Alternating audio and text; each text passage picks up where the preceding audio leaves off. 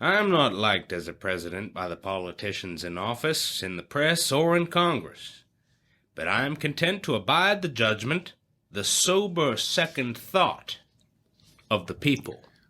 Those are the words of Rutherford B. Hayes, our 19th president, and the subject of this, the 19th episode of the Dead Presidents Podcast.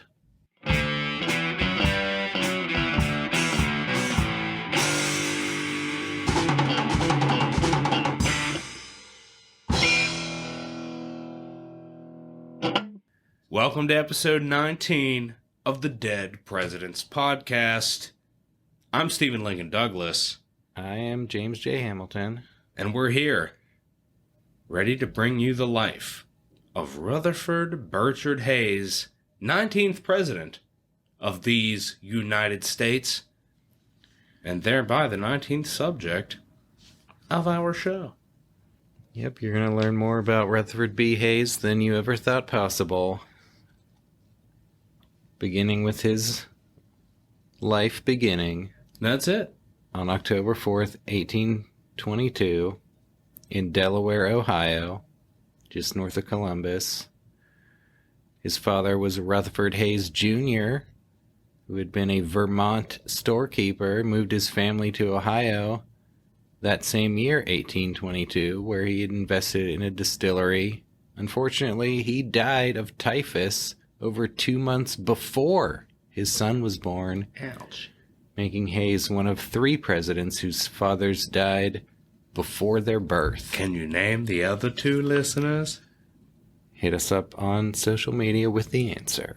And maybe you could win a prize. Rutherford's mother, Sophia Burchard Hayes, was a merchant's daughter who suffered a lot of tragedy, losing her father and siblings at a young age, as well as her husband and her first 2 children, who died young. Only Rutherford and his older sister Fanny survived. Sophia would never remarry. Her brother Sardis Burchard, a businessman, banker, and lifelong bachelor, became the father figure for young Rutherford and saw to his education and support. Yeah, and quite an education he would receive. He attended a Methodist school in Ohio before he went to boarding school in Connecticut, receiving a classical education including Latin and Greek. His schoolmaster wrote to his uncle, quote, "Rutherford has applied himself industriously to his studies and has maintained a constant and correct deportment. I think he will avail himself of the advantage of an education and fully meet the just anticipations of his friends. He is well informed, has good sense, and is respected and esteemed by his companions. He is strictly economical and regular in his habits, and has established a very favorable character among us." Nice words. Good report. Indeed. He's going to go on to enter Kenyon College in Ohio at age 16. He's going to graduate as valedictorian 4 years later. And there, he's going to begin a diary that he's going to keep for the rest of his life. And this is one of just a handful of presidents. You got JQA, kept an extensive diary. Yeah. James K. Polk kept the presidential diary. Now you got R.B. Hayes starting his diary here. And he's going to keep it up for the rest of his life. Important window into the mind of R.B. Hayes. Indeed. Well, after college, Hayes is going to begin to study law in a Columbus law office.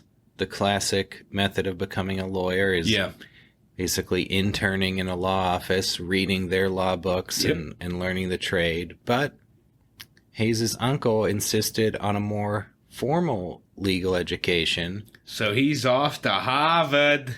Yep, kind of more of a new thing at the time. Yeah. He's going to Harvard Law School. Yeah, I mean, his uncle sees that Rutherford is smart, but he wants him to be wicked smart. Wicked smart.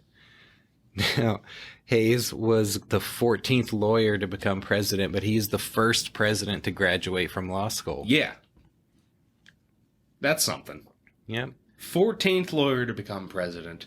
First to graduate from law school. Yeah. It's And that's what, 14 out of 19 of our first presidents. That's right. He's going to start his law practice in Fremont, Ohio, before moving to Cincinnati in 1849. And he's going to impress all of those who see him in court, and he quickly makes a name for himself. He argued an insanity defense in the murder case of a young woman who poisoned her employers. And even though he lost the trial, he won on appeal, and his client's death sentence was overturned. Nice. In 1853, he formed a successful law firm, Corwine, Hayes, and Rogers. He's coming up in the world, and on his way up, he meets a young lady. That's right. Lucy Webb, a beautiful, charming, and highly educated young lady. She graduated from Cincinnati Wesleyan Female College in 1850, and she would become the first lady to have a college degree. That's right. You got a couple of firsts with this pair. Particularly educational firsts. Right. And they're going to have a long and extremely happy marriage. Hayes writes, quote, "Few men in this most important relation of life have been as blessed as I have been, and, quote, a better wife I could never hope to have." They would go on to have 7 sons, 3 of whom, unfortunately, would die in infancy, and 1 daughter. They were married in 1852. So he's coming up. Mm-hmm. Yeah. He gets married, then he forms a law firm the next year with Corwin, Hayes, and Rogers. Yeah. Things not looking too bad. Mm-hmm. Yeah, I think he just had a really happy personal and family life. Yeah. Their marriage and their relationship seems to be one of the, among the best. Yeah, that they really got along and were really happy. Yeah, they were truly kind of meant for each other. Mm-hmm. And so here we are, and we're about to dive headfirst into the world of antebellum politics, amongst the most complicated, if not the most complicated. Yeah. Well, you got parties rising and falling. Indeed, and Hayes gets interested pretty early on. Yeah, he came in as favoring Whig candidates, supporting William Henry Harrison, 1840, Henry Clay in 1844, and then he went out to campaign for Zachary Taylor, 48. He actually goes out and campaigns for Taylor in 48. Yeah. And despite being a Clay supporter, he opposed the Compromise of 1850 as being too pro-slavery. Hayes' own mother had freed her father's slaves, and Lucy held firm anti-slavery views. Yeah. Hayes, not too bad looking back in terms of civil rights. Yeah. And we're going to dive into that much more. But he was, though he's a little bit hesitant to outright embrace abolitionism, just outright, Lucy's influence goes a long way in prompting him to begin representing African Americans in fugitive slave cases. Now, this is a pretty big deal. Yeah. That's a brave stance to take at the time. Mm-hmm. There's not a lot of lawyers who would defend people of color. Mm-hmm. Yeah, this is Hayes is stepping up to the plate here. Early 1850s, and we'll see later, the kind of racist sentiments that prevail in Ohio even after the Civil War. Right, and I think you could understand his hesitation, too, because of the times. Yeah, and I mean, the hesitation about, abolitionism, a lot of people felt that because the Southerners were, threatening to secede over this kind of thing. That's right. So abolitionism might be the right thing, but if you embrace it, what is it going to cause? Yeah. What is it going to cause, and what is it going to cost? Mm-hmm. Well, Hayes is going to continue being a Whig, supporting Winfield Scott in 1852. Then, after the Kansas-Nebraska fiasco, there's really no Whig party anymore. That's it. But there's a new party, the Republicans. Hayes is going to join up, and he's going to help organize its local Cincinnati chapter. That's right. He becomes a delegate to state conventions in 1856 and 57, supporting John C. Fremont for president. He is nominated for the House of Representatives in 1857, but he withdraws his name from consideration. That same year, he's elected Cincinnati's city solicitor. Now, his politics are going to be defined by moderation. Yeah, moderation just seems really kind of embedded in his character. Yeah. And going forward, he's really a consummate moderate. He really is. But at the same time, he's a member of the Republican Party that, hardline Democrats are, call, an extremist party. But yeah, he's a moderate member of it. Yeah, and he's pleased that the Republicans' 1860 nominee, Abraham Lincoln, is an old Henry Clay Whig. Yeah.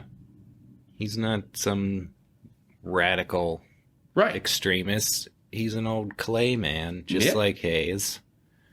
And Hayes is going to campaign for Lincoln. When President-elect Lincoln passed through Cincinnati on his way to the inauguration, Hayes recorded that Lincoln is, quote, undoubtedly shrewd, able, and possesses strength in reserve. Yeah.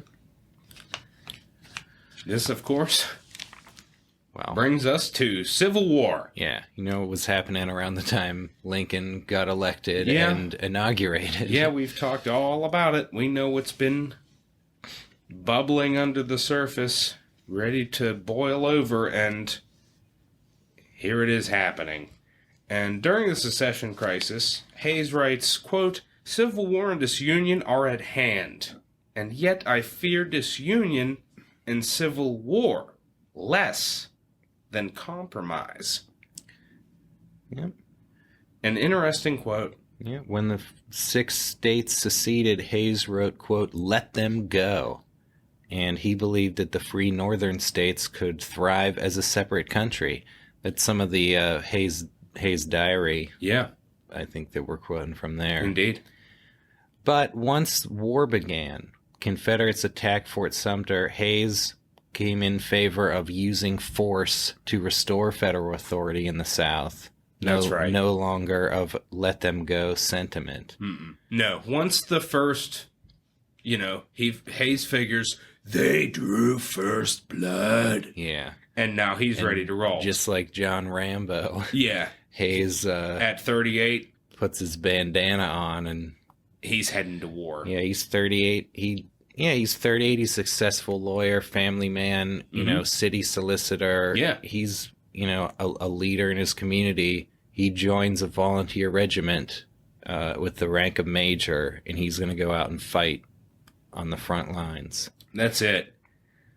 In July of 1861, Hayes' regiment is sent to secure what is soon to become West Virginia, under the command of General William Rosecrans.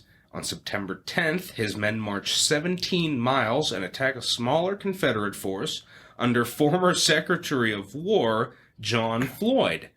Hayes leads his men up a steep hill, attacks the enemy, and suffers few casualties. The Confederates go on to withdraw overnight. Not a bad first engagement. Yeah, the first of a lot of fighting Hayes is going to see. Yeah, he's going to see a lot of action. Following that, he spends a month serving as a judge advocate for the Department of Ohio before being promoted to lieutenant colonel in his original regiment. It's pretty coming up quick. Yeah. And he's among the people that think this isn't going to last too long. Yeah, at first thought the war would be over quickly, but by this time, he's now settling in, thinking it's probably going to be a long-run thing, and that slavery is going to have to be abolished for this to be resolved. Yeah. In April 1862, Hayes's regiment moved south under General Jacob Cox, who commended Hayes for driving a small Confederate force out of Princeton, West Virginia. Hayes continuing his advance until he was confronted by a larger Confederate army and suffered a slight wound. Yeah, the first of several. Of several he's going to get. Yeah.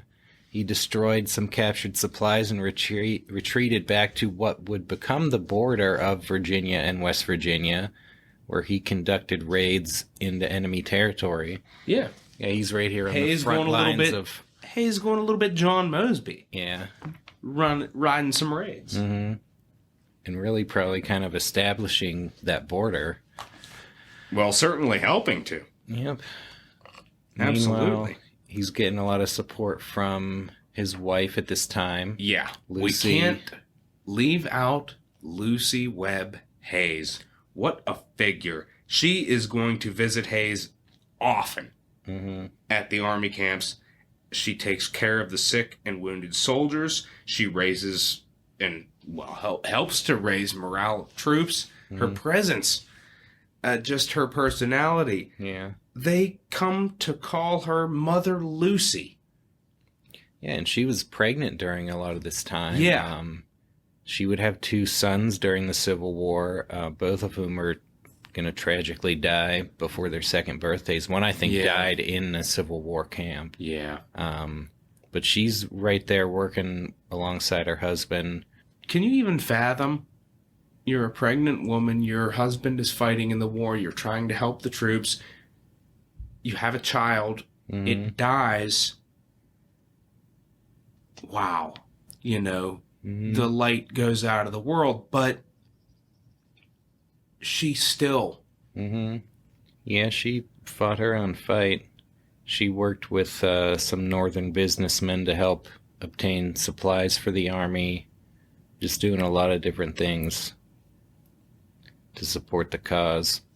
Quite a phenomenal pre-First Lady rise. Yeah. With Lucy Hayes. That's going to bring us to Hayes's regiment being transferred to the Army of the Potomac in August of 1862. They're not going to get there in time for the Battle of Second Bull Run, or Second Manassas, for all you Southerners. After which, General John Pope is removed from command and General George B. McClellan reinstated. It's a tough time for the Army of the Potomac. Indeed it is. Robert E. Lee has invaded Maryland, and on September 14th, Hayes fights in the Battle of South Mountain, during which the Union Army seeks to capture 3 mountain passes in order to exploit Lee's divided army. Hayes is going to lead 3 charges against the enemy before he's shot in the elbow.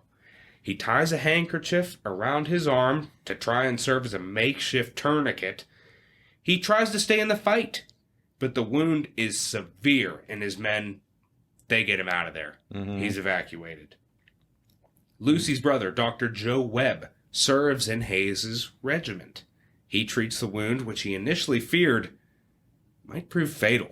Yeah, he's almost hanging on by a thread there for a minute before he ends up pulling through. His arm is going to gradually get better. He is going to miss out on the Battle of Antietam as a result of this injury. Yeah. And then the following month, he's going to be promoted to full colonel, and his regiment's going to go back to West Virginia, where he's going to become brevet brigadier general. Yeah. So now I've got General Hayes. Yeah, and interestingly enough, one of his finest subordinate officers, Second Lieutenant William McKinley, whom Hayes named as quartermaster and described as, quote, an exceedingly bright, intelligent, and gentlemanly young officer. Yeah, you ought to keep an eye on that young man. Yeah, you might want to remember the name William McKinley. It could pop up again sometime. Yep. Well, we're getting into 1863 now. Hayes fights in several minor skirmishes around West Virginia. In July, Confederate cavalry under General John Morgan raid into Ohio. Hayes pursues Morgan with 2 regiments, preventing his escape, cornering him at Buffington Island, which is an Ohio River crossing. There, Hayes's men supported Union cavalry under General Henry Judah, who surrounded Morgan and captured half of his men. Hayes now, his men, their 3-year enlistments are set to expire, and Hayes persuaded almost all of them to re-enlist. Yeah. So he's keeping his men together. Yeah. And I mean, really maybe it was a minor commander. skirmish, but, Hayes kind of got the better of John Hunt Morgan. Mm-hmm. And his men, obviously, are inspired by him. Mm-hmm. And he has their support. And, after 3 years of war, you'd think, man, some people might be itching to get out of there. I want to go home. But when General Hayes asks you to re-enlist, the majority of them do. Mm-hmm.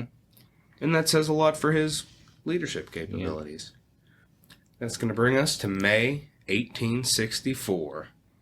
Hayes is going to lead 4 regiments in an army under General George Crook in a raid into Virginia's Shenandoah Valley. At the Battle of Cloyd's Mountain, Hayes leads his men up a hill against enemy breastworks. They suffer heavy casualties, but Hayes is able to capture the position and over 300 Confederate soldiers, including their commander, General Albert Jenkins, who suffered a wound that proved fatal. Damn. That Hayes's army is going to destroy an important railroad bridge and 18 miles of railroad tracks before withdrawing back into West Virginia. In June 1864, his brigade participates in an expedition capturing Lexington, Virginia. Then in July, a superior numbered Confederate force under Jubal Early is going to attack General Crook's army in the Second Battle of Winchester. Hayes, suffering a slight shoulder wound, has his horse shot out from under him, but he held his men together during an orderly retreat, helping to save the army from capture. Then you got General Phil Sheridan taking over command of the Union forces in the Shenandoah Valley and striking back at Jubal Early and his Confederates, with Hayes serving in the vanguard of a lot of skirmishes here. Yeah. He's in the thick of it. Yeah, he's in the thick of it, throughout. Yeah. In September, Early's forced to retreat after the bloody Third Battle of Winchester, in which Hayes lost his horse and crossed a stream on foot alone until more Union soldiers caught up with him. Imagine that position. Mm-hmm. Not enviable. A few days later, Hayes leads a flanking attack on Early's army at the Battle of Fisher's Hill, another Union victory. Then, on October 19th, Early surprises the Union army at Cedar Creek while Sheridan's away. Hayes injures his foot and ankle when another horse is shot out from under him, but he helps halt the Union retreat as Sheridan arrives and rallies his men to a comeback victory. After the battle, Hayes again promoted, this time to full brigadier general. Well, honors are just rolling in for Hayes at this time. That was a big major battle. He got his promotion after that battle, but before the battle, he learned that he had been elected to the U.S. House of Representatives. Yeah. So he goes into the fight with that knowledge. The Republicans had nominated him for Ohio's 2nd Congressional District. Back in August, Hayes refusing to be furloughed from the Army in order to do any campaigning. He's just going to let others speak for him in the campaign and let his service to his country speak That's for kind itself. of a common practice, really, with military men that are coming up for congressional seats. Mm-hmm. They have people that do the speaking for them. Yeah. While they continue really to fight. Yeah, it says a lot more that he's out there still fighting. Yeah. Than he could say. We'll actually talk a little bit more about this speech. in the next episode. Yeah. So yeah, he got elected, and he's going to still stay in the Army, and his regiment's not really going to see a lot more major action up to the end of the war. Now, in April 1865, Yeah. that's around the time that Hayes learns of Lincoln's assassination. Yeah. When he writes in his diary that he was pained and shocked to a degree I had never before experienced, and he believed it was, quote, a calamity so extensive that in no direction could be found the slightest glimmer of consolation. Yeah. Hayes is going to travel to Washington in late May for the Grand Review of the Armies. And he's initially impressed by the new president, though he is soon going to change his mind. Yeah, the first month or two was... Of course, we're talking about Andy Johnson. Andy Johnson's, most dignified time right off the bat. That's it. But things are going to change. Hayes is going to lead his Ohio regiment back home and resign from the Army. It's going to be December 1865 when he takes his seat in the House, at which time the Republican Congress is gearing up for a major showdown with President Johnson. That's it. Now, this is a man who records in his diary during one of the, I believe, 4 times he was wounded in the Civil War. Mm-hmm. One of those times, he thought he was dying. He was down and describes in his diary a fallen tree, and he's lying on one side, and he hears a wounded Confederate lying on the other side. And they proceed to have a conversation, both of them thinking that they are going to die. Mm-hmm. Talking about just life. 2 Americans reunited in the face of death. Mm-hmm. What happened to the Confederate? I don't know. But Hayes was gotten out of there. Yeah. But to go from that state and now here you are heading off to Congress. Yeah. Well, it's the kind of guy that Americans want representing them now. Somebody who wasn't afraid to fight, someone who went up to the brink of death in service of the country. And, now he's going... Now Mr. Hayes is going to Washington. That's it. We'll see how things play out for him there. Yeah, we'll see how he fares. Right after this word from our sponsors.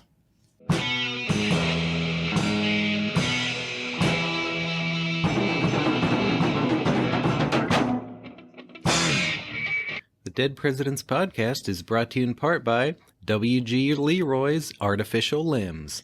W.G. Leroy is a manufacturer of high-quality artificial limbs and deformity apparatuses for cases of clubfoot, bow legs, spinal curvature, shortened limbs, amputated limbs, hip disease, weak joints, and more. Also available elastic stockings, supporters, trusses, and crutches, as well as a new and superior suspensory bandage. Products can be sent by mail. Artificial limbs and apparatuses can be made from measurement.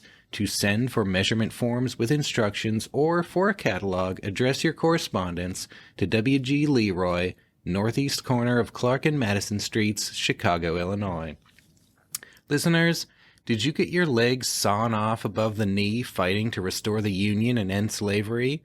Was your arm amputated just below the shoulder while you were defending against Northern aggression your state's right to treat human beings as chattel? Either way, W.G. Leroy is the go-to source for all of your artificial limb needs.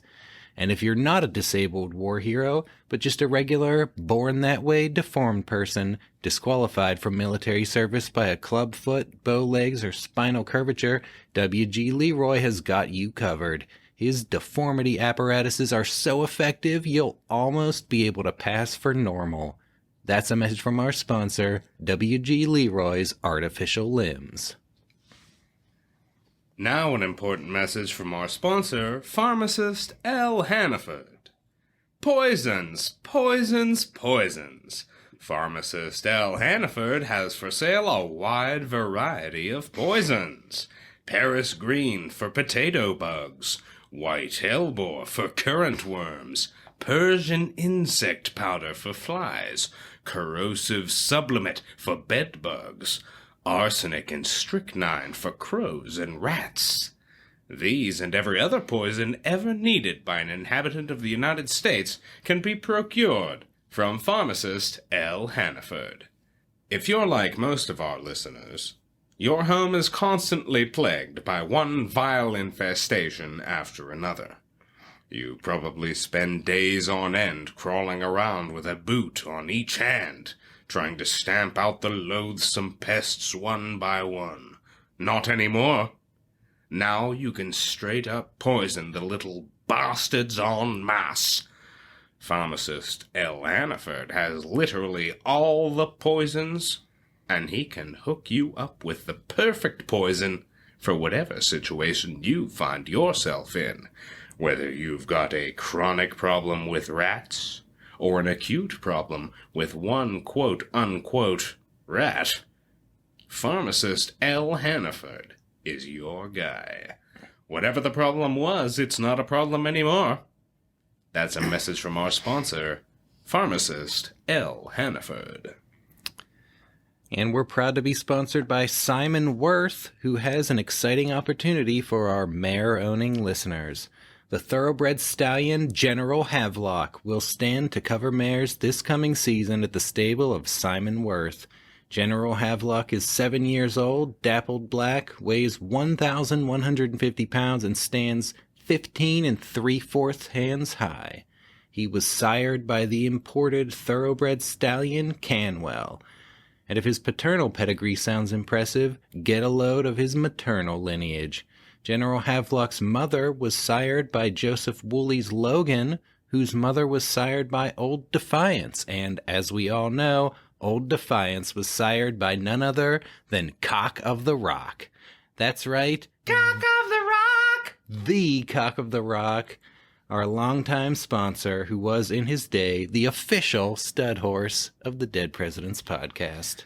That's right, listeners. General Havelock is Cock of the Rock's great-great-great-grandson, and that means the foal he impregnates your mare with will be the great-great-great-great-grandchild of Cock of the Rock himself. That's a pedigree that can't be equaled by any stud horse standing this season. It would be practically an insult to your mare to have her covered anywhere else. But you have to act fast.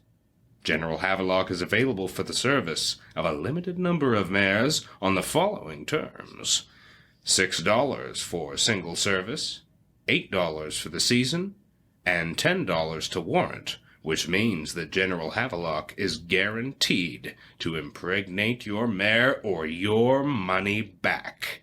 That is a ridiculously small price to pay to have a certified descendant of Cock of the Rock in your very own stable. This has been a message from our sponsor, Simon Worth. And now, back to the show.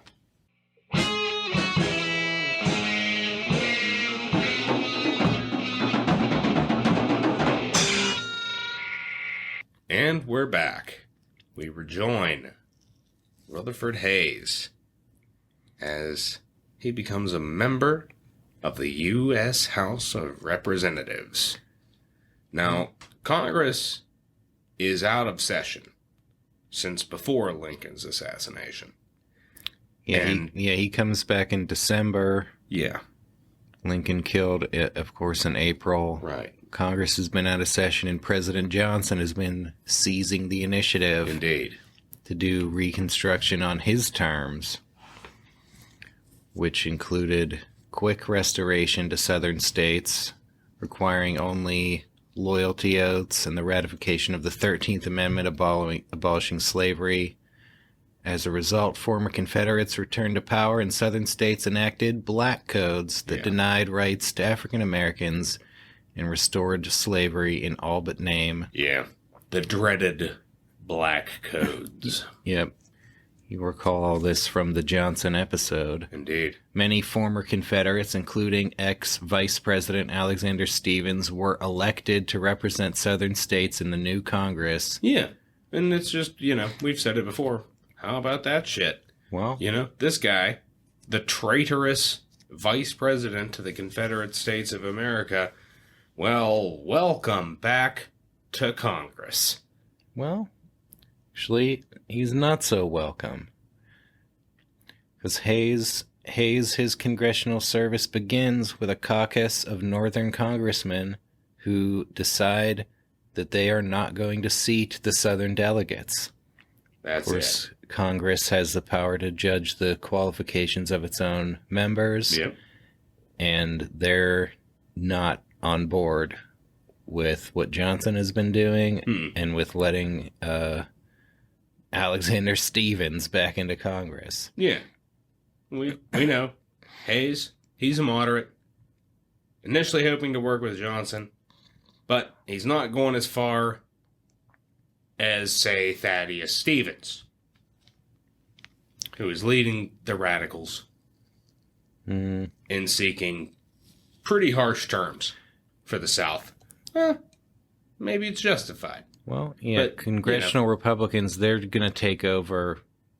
They're going to try to take over Reconstruction from Johnson and set new terms. Yeah. New terms for Southern restoration. Hayes kind of caught in the middle between Johnson and the most radical Republicans. When Johnson vetoed the renewal of the Freedmen's Bureau, Hayes still held out hope that Congress could work with Johnson. But then he vetoed the Civil Rights Act, and Hayes began to see that breaking with Johnson is just it's unavoidable at this point. And this is the kind of we talked about in the Johnson episode how Johnson, could have gone a different way, and that there were some people he could have worked with, and that's like Hayes, and people like him is a prime example of somebody that Johnson maybe could have worked with to try and rally support and bring people together, but it just did not work that way. He's just going his own way, and Hayes is going to join with the more radical Republicans in overriding those vetoes on the Civil Rights Act and the Freedmen Bureau, and he's going to support the Reconstruction Acts, which are going to require Southern states to ratify the 14th Amendment and guarantee voting rights to African Americans. Yeah. Now, we do have to say that at first, Hayes favors voting rights only for African Americans who can read and write. But once he breaks with Johnson, he supports universal suffrage. He's also going to vote for the 10 Years of Office Act that limits the president's power to fire Senate-confirmed appointees, and of course this leads to Johnson's impeachment. Yep. Hayes didn't have a particularly prominent role in Congress. He spoke seldom on the floor, but he was well-liked. He made a lot of friends and political allies, and he maintained respectful relationships with Southerners. Yeah, I mean, he's really somebody that seems to be able to reach across the aisle. Mm-hmm. People like him. In his only chairmanship in Congress was the Joint Library Committee, in which he helped secure the addition of 2 new wings to the Library of Congress and the transfer of the Smithsonian Institution's library to the Library of Congress. Huzzah for that. He was elected to a second term in 1866.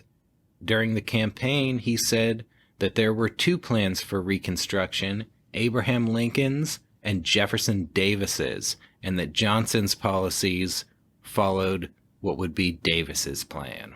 Wow. But despite Hayes's re-election, he resigned from Congress in July 1867 because he had been nominated for governor of Ohio. Yeah, that's it. Like, this is the second time now. Hayes is a soldier, and it's like, hey, you've been elected to the House of Representatives. Mm-hmm. And now, Hayes is in the House of Representatives, and hey, you've been nominated for governor. Yep. So here we go. When the outgoing Republican governor, Hayes' former commanding officer, General Jacob Cox, declined to be renominated in 1867, Ohio Republicans asked Hayes to accept their nomination because he was a popular congressman as well as a war hero. Yep. Hayes is initially hesitant, but party members are going to convince him that he's needed. The state party platform endorses a state constitutional amendment guaranteeing voting rights to black men, a proposal that was unpopular among white Ohioans. Hayes' opponent was Allen Thurman, a Peace Democrat and former Chief Justice of the Ohio Supreme Court. The Democrats are going to run just a blatantly racist campaign. Yep. They employ young girls to carry signs saying, quote, "Fathers, save us from Negro equality." Hayes is going to reply, quote, "Honest colored men are preferable to white traitors." And he accuses the Democrats of using a Confederate states' rights ideology. Yep. He also favored hard money policies and supported the gold standard. Hayes is going to win the election by a slight margin of 3,000 votes, but the Democrats are going to recapture the state legislature. They defeat the black suffrage amendment, and they won Hayes' now vacant congressional seat. Yeah. So this is a sharply divided state. Yeah. And it's a pretty important state. The following year, the Democratic state legislature would replace radical Republican Senator Benjamin Wade with Allen Thurman. Yeah. Benjamin Wade, he was president pro tem of the Senate. Yep. He's pretty important. He's being ousted by Ohio Democrats. Those Ohio Democrats in the state legislature, they are also going to purport to reverse the state's prior ratification of the 14th Amendment. Yeah. Although the Secretary of State refused to recognize that reversal as a legitimate act. Well, still, pretty crazy. Yeah. The Ohio governorship, and we've talked about governorships many times before, not a powerful office. And Hayes, he doesn't have any veto power. No, and he's stuck with that Democratic legislature. Yeah. He supports a geological survey of the state, an asylum for the deaf and dumb, an asylum for the insane, and a reform school for girls. He attends the 1868 Republican National Convention and campaigns vigorously for its nominee, Ulysses S. Grant, who won Ohio on his way to the presidency. Now in 1869, Hayes himself is nominated for a second two-year term. His opponent, former Senator George H. Pendleton, who had been George McClellan's vice presidential running mate in 1864. Yep. Hayes campaigning again on hard money policies. He supports the Grant administration and the 15th Amendment, which had been rejected by the Democratic Ohio legislature. Right.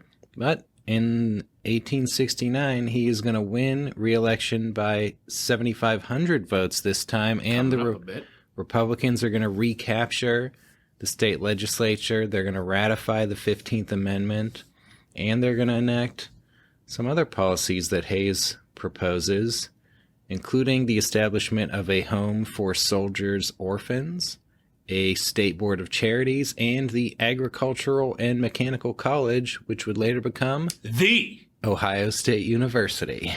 That's right. He's going to maintain his support for the Grant administration despite its many scandals, praising it for, quote, having been faithful on the great question of the rights of the colored people. That's it. But now, in 1871, after all this, Hayes makes a decision to retire from politics, and he declines to be renominated as governor or be elected to the U.S. Senate. He campaigns in favor of Republican Edward Noyes, who is elected as his successor. Yep. But Rutherford Hayes, he's going to retire. He's retired. That's the end of Rutherford B. Hayes' political career, and thus ends this episode of the Dead Ohio Governors podcast. We'll see you next time. Yep. And we're back. Well, that's not going to be the end of Hayes' career, but he is going to spend a few years in retirement. Yeah. In 1872, he's a delegate at the Republican National Convention and supports Grant's re-election. And he also very reluctantly agrees to be nominated for his old House of Representatives seat. And he's actually relieved when he loses to liberal Republican nominee General Henry Blanning.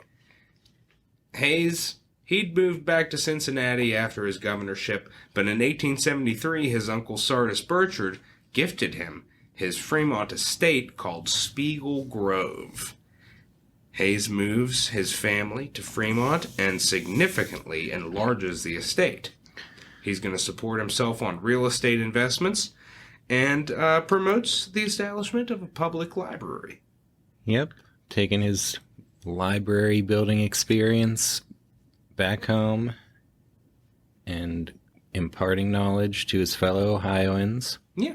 He's also going to extensively research his own genealogy, and he was surprised to discover that his ancestors were mostly English rather than Scottish, as he had thought. That's right. And he's also going to discover that there was a little bit of a history of mental illness on both sides of his family. And Hayes has a bit of lysophobia or lysophobia. I'm not sure of the correct pronunciation, but it's he has a fear of going insane. Yeah. Runs in the family a little bit. Hey, so good thing he has supported that insane asylum as governor. He might end up living there. At least that's a fear that he has. yeah, but I wonder if that is going to spur his next act, because maybe he thinks, I'm just sitting around reading, and oh boy, I learned this, that I don't want to, oh, could I go insane? That could be bad. Maybe I should do something. I'm still relatively young. You know, during this time, Lucy has given birth to the couple's last child, Manning, who unfortunately died shortly after his first birthday. Yeah. Some tragedy going on, and Hayes, you know, maybe not totally content in retirement. Well, he's a bit But of a... regardless, his party needs him. Yeah, he's kind of an indispensable man for Ohio Republicans, and He's proven himself to be. like George Washington being pulled out of retirement a little bit. Yep. His party calls on him in 1876, saying, "We need you." Democrats had taken control of the governorship and the state legislature, and also the U.S. House of Representatives. Yeah. And They need a Republicans, popular yeah, candidate. They need somebody, and that man is Hayes. He's the best chance they got. His only rival for the Republican nomination, U.S. Attorney General Alphonso Taft, father of President Taft, and one of our top 5 most influential presidential dads. Yep. But his influence pales in comparison to Hayes, who wins the nomination at the state Republican convention by a huge majority. He campaigns once again in favor of hard money, opposing the inflationary paper money policies that Democrats favor to combat the Panic of 1873. Hayes defeated the incumbent Democratic governor by over 5,000 votes. Republicans recaptured the state legislature. Hayes fulfilling his party's wishes. And Ohio is an important swing state at this time. Yeah. As we see, it's been swinging back and forth between the parties here in the post-war era. Mm-hmm. And now with Hayes proving he can win that state, his victory is causing him to be spoken of as a potential presidential candidate. Yeah. Back in the governor's office, he is successful in supporting debt reduction, prison reform, renews the Board of Charities, and he used the state militia to suppress a major coal miners' strike. Right. So he's not doing a bad job. And it's like he keeps getting called to the plate, and he's stepping up to the plate, and he's delivering. So now, another beckoning. They're thinking, man, maybe Hayes could be president.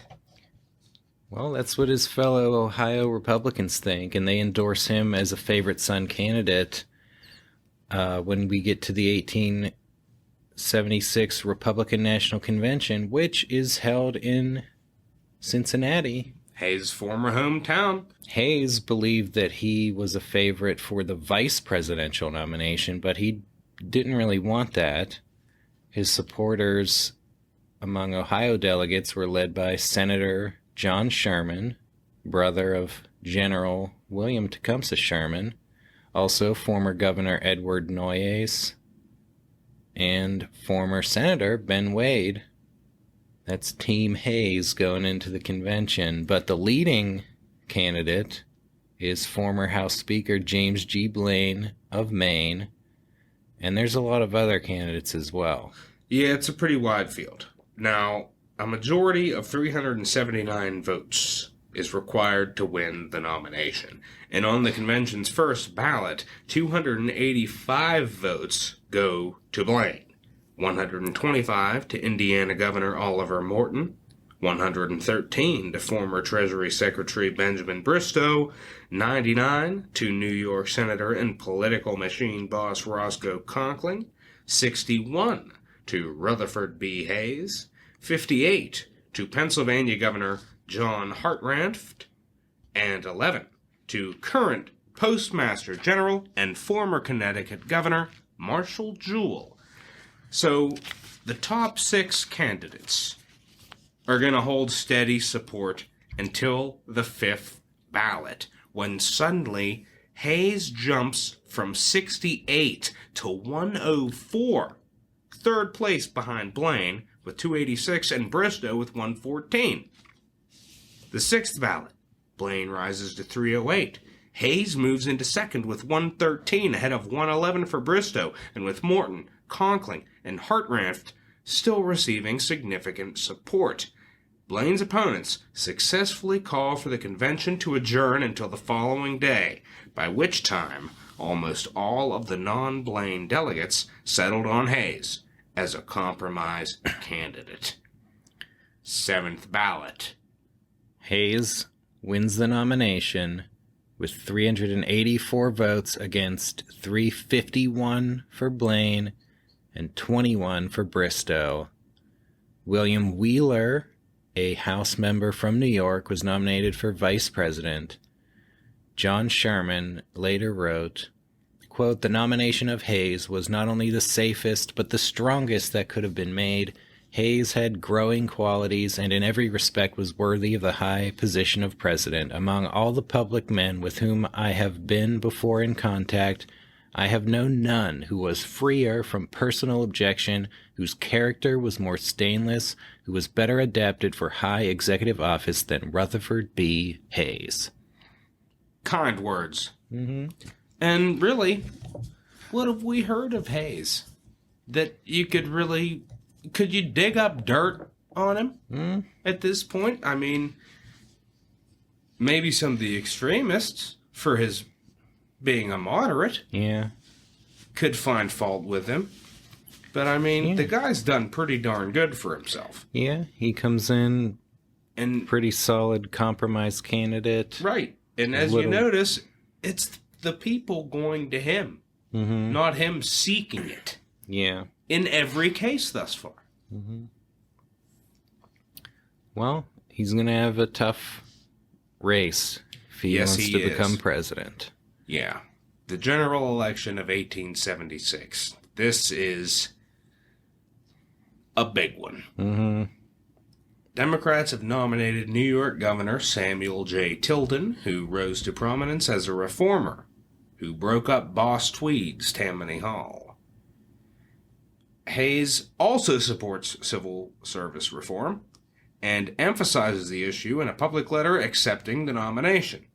He favors hard money policies, he promises to serve only one term, and states the following on Reconstruction, quote, "Let me assure my countrymen in the southern states that if I shall be charged with the duty of organizing an administration, it will be one which will regard and cherish their truest interests, the interests of the white and colored people both, and equally, and which will put forth its best efforts in behalf of a civil policy which will wipe out forever the distinction between North and South in our common country." Now, Hayes is going to do little campaigning. He's mostly going to stay at home. He's going to focus on his duties as governor. And he's not optimistic about his chances. No, you got an economic depression still lingering from the Panic of 1873. You had all the corruption scandals plaguing the Grant administration. Yeah.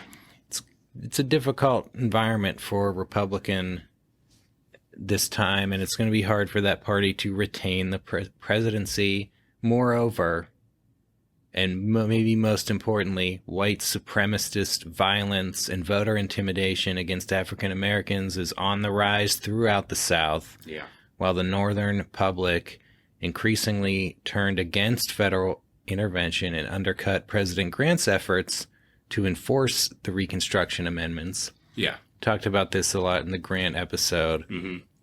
White Southerners, Democrats have taken over most Southern states. Few of them still have Republican governments hanging on with federal troops supporting them. But, yeah, public opinion is at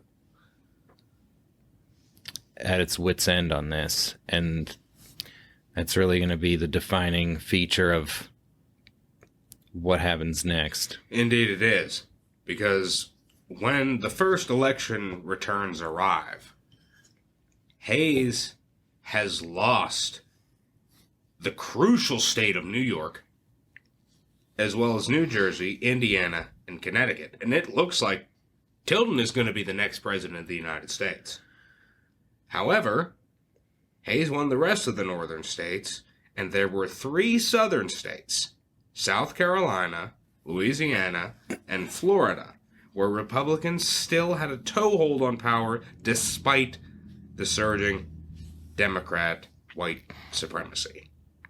The results in these 3 states are in dispute. The vote counting, it's mired in controversy. There is widespread voter intimidation at the polls. There's widespread fraud. Mm-hmm. Well, Tilden is going to win the popular vote by a count of about 4.3 million to 4 million for Hayes. But so far, Tilden only has 184 electoral votes, and you need an electoral vote majority of 185 he's one to be shy. president. If Hayes wins all 3 of these disputed southern states, he will have 185 electoral votes. Exactly. Now, had African Americans actually been allowed to vote freely, he probably would have won a clear majority in those 3 states, if not other states, such as Mississippi, which was majority African American. That should be made clear. There might not have been a controversy if people of color were actually allowed to vote as they should have been. And that's kind of what goes on here, because you got Republican state officials in Louisiana, South Carolina, and Florida in charge of counting the votes, and they throw out a lot of election returns Yeah. that they deem as obtained by fraud and intimidation, and they certify their electors to the Electoral College in favor of Hayes. But in these states, you also have Democrats also claiming to be the legitimate state governments. Right. This is what the Grant administration and the federal troops have been fighting over down Yep. there. And you Democrats claiming to be the state government send in their own results favoring Tilden. You got dueling governments here. Mm-hmm. And now the Constitution provides that the president of the Senate is to open the results of the Electoral College in the presence of both houses of Congress, Right. whereupon the votes would be counted. But you've got a Republican Senate and a Democratic House who don't agree on what the results are Right. or how to count them. And you've got... We got a constitutional crisis. Yep. Hayes is home in Ohio, and he's ignoring the advice of some friends who said he should go to Washington. Hayes says, no, I'm going to hold off. Yeah. Congress decides to appoint a joint electoral commission composed of 5 senators, 5 representatives, and 5 Supreme Court justices. When the 5th justice, the supposedly independent David Davis, was elected as a Democratic senator from Illinois, he was replaced by Republican Justice Joseph Bradley, making the commission 8 Republicans, 7 Democrats. Yeah, this is set up to decide this controversy over the election results. Yeah. People, I mean, and this is kind of just made up at the time. People kind of agreeing that they're going to go with these results. You got Justice Bradley. He joins with the other Republicans on the commission, and they make their decision. And their decision is that they are going to accept the election returns submitted by the Republican state governments without going into detail about the process that was Right. behind them. And that decision would give Hayes an electoral college majority of 185 to 184. Yeah. But that's just a commission deciding it. Yeah. Are Democrats going to accept that decision? That's just it. Because some Democrats in Congress are threatening to filibuster a vote that would confirm that result. And behind the scenes, you know, some Southerners are hinting that they would more readily accept a Republican presidency if certain assurances were given. Certain assurances need to be given. Some want increased funding for industrialization in the South. They want funding for the Texas and Pacific Railroad. Hayes let his allies convey that he intended to be liberal on internal improvements. Yeah, that's right. On February 26th, at Wormley's Hotel, some Democrats met with Republicans allied to Hayes, including Senator John Sherman and future President James Garfield, and confirmed an understanding that had been in the works. The Republican administration would recognize the Democratic claimant to the governorship of Louisiana and withdraw federal troops from the state, while Democrats would accept the election of a Republican senator from Louisiana and respect the rights of African Americans. President Grant, who had been using federal troops to sustain the Republican government of Louisiana, agreed to this after being assured that it would not embarrass Hayes. Now, it's also been suggested that the agreement to remove federal troops was understood to apply also to South Carolina and Florida, the only other southern states that still had significant federal troops. Southerners may have also asked Hayes to appoint a Southern Democrat to his cabinet, which he would go on to do when he named ex-Confederate Tennessean David Key as Postmaster General. Now, Hayes did not directly participate in these negotiations, though he did later acknowledge that his allies had acted independently but with general knowledge of his views.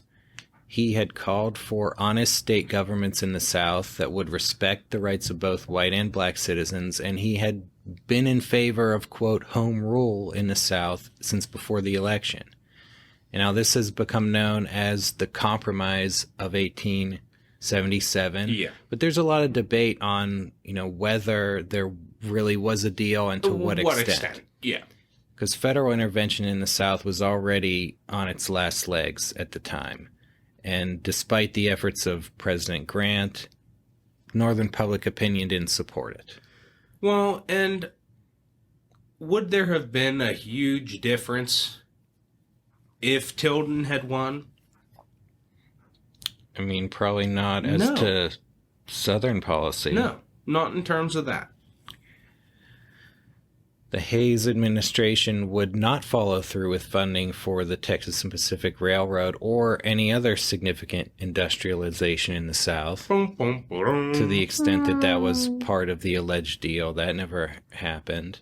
And despite whatever understanding these Democrats over at Wormley's Hotel had, a lot of House Democrats still did try to filibuster the vote to accept the Election Commission's results, and that acceptance was delayed until March 2nd, just days before the inauguration. They came right down to the wire here. They really did. And the fact that the Democrats finally relented may not have been due to some behind-the-scenes deal, but to their own fear of dragging that controversy out past the inauguration would lead to backlash against Democrats and perhaps renewed Reconstruction measures. Yeah. A lot of detractors throughout the country are going to continue to insist that Hayes' election had been fraudulent and that he was illegitimate, calling him Rutherford B. Hayes and his fraudulency. Yeah, so there were probably, some Democrats looking to wheel and deal with the potentially incoming Republican administration, which might happen at any time, just looking to get in favor with who's going to be in power. Yeah. And it seemed like there were maybe some kind of maybe a little more realistic and responsible Democrats who were, trying to wet their beak on the new Hayes administration, while a lot of, more rabble-rousing Democrats were still trying to stop him from getting in. Right. So this, alleged deal that was made is probably a little more wishy-washy and watery as some might like to think. Yeah. What are your final thoughts on this election? Well, the Election Commission decided what votes were going to be accepted or not. Right. So, no deal that Hayes might have been a part of caused that decision.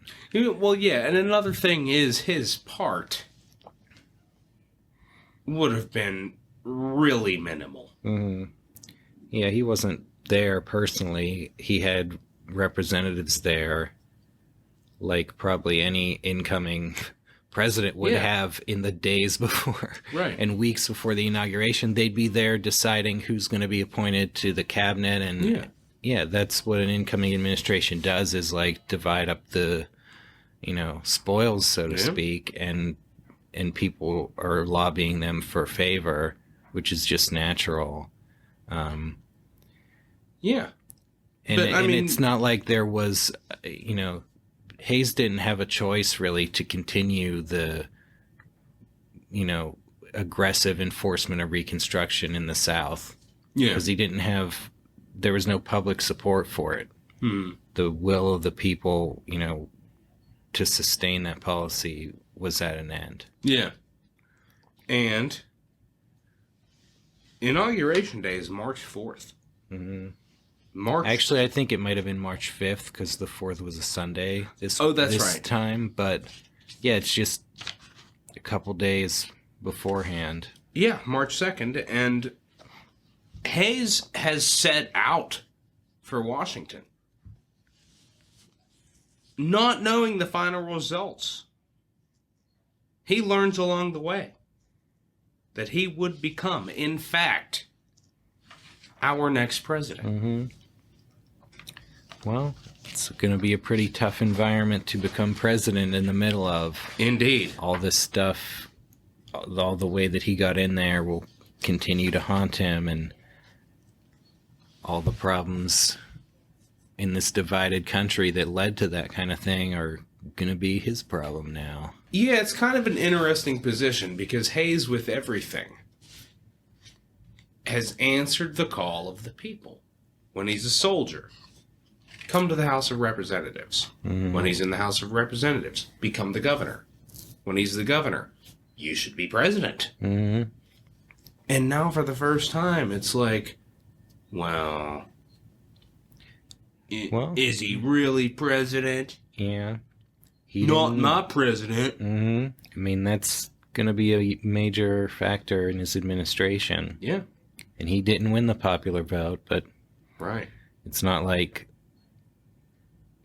there was free voting in the South. That's just it.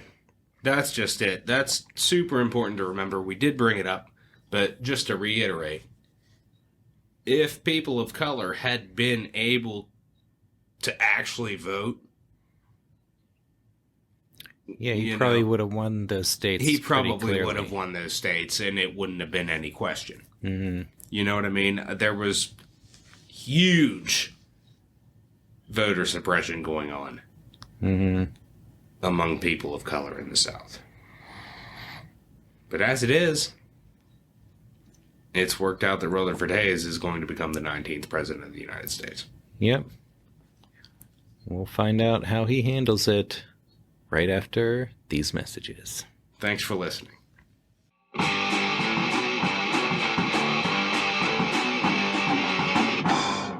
The Dead Presidents Podcast is brought to you in part by Clarence Maitland, who publishes this important notice. A young man of good habits, neither drinks, smokes, nor chews, and able to support a wife, but heretofore too busy for courtship, desires the acquaintance of an intelligent young lady, a country girl preferred, other things being equal, of prepossessing appearance and liberal education, must be a Christian, healthy, and have plenty of common sense. Flirts need not answer this advertisement. Correspondence strictly confidential. Address Clarence Maitland, via General Delivery at Chicago, Illinois. Ladies, if you meet Clarence Maitland's criteria, your days of chasing tobacco-using drunkards could be over, and you could soon be settling down with a husband of good habits. But if you're ugly, stupid, or not a Christian, don't waste Clarence's time. He's also not interested in exchanging coquettish banter with some fast city girl.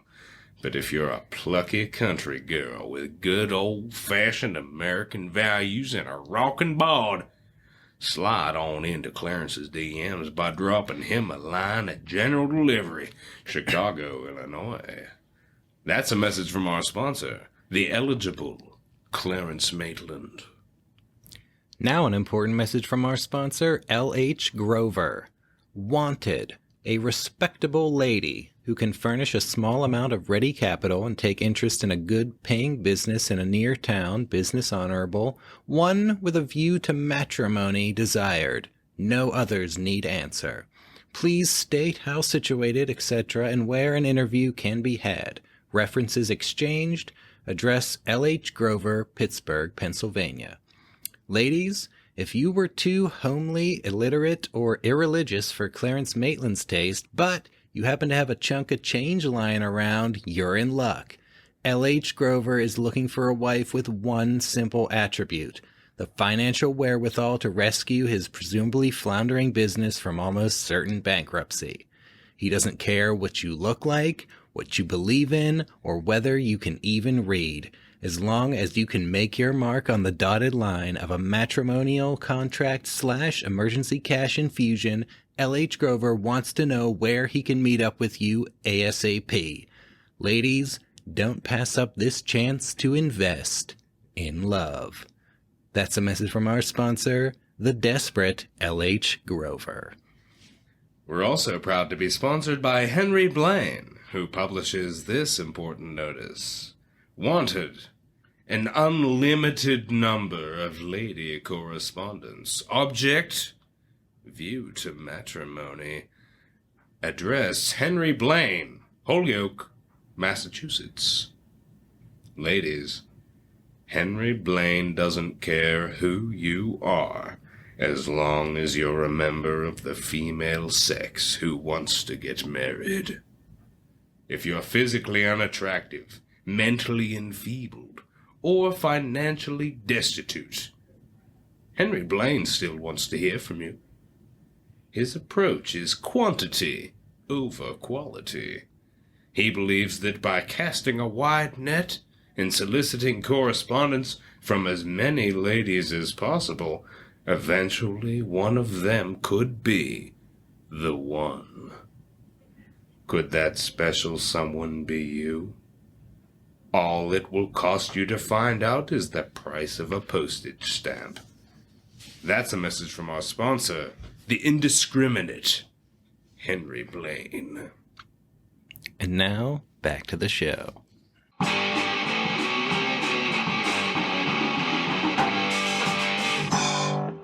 And we're back, and ready to dive headfirst into the presidency of Rutherford B. Hayes.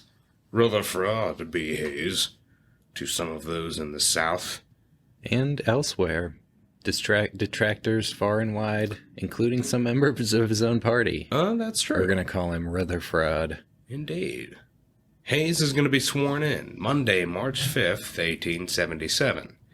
In his inaugural address, he says, quote, "The permanent pacification of the country upon such principles and by such measures as will secure the complete protection of all its citizens in the free enjoyment of all their constitutional rights is now the one subject in our public affairs which all thoughtful and patriotic citizens regard as of supreme importance."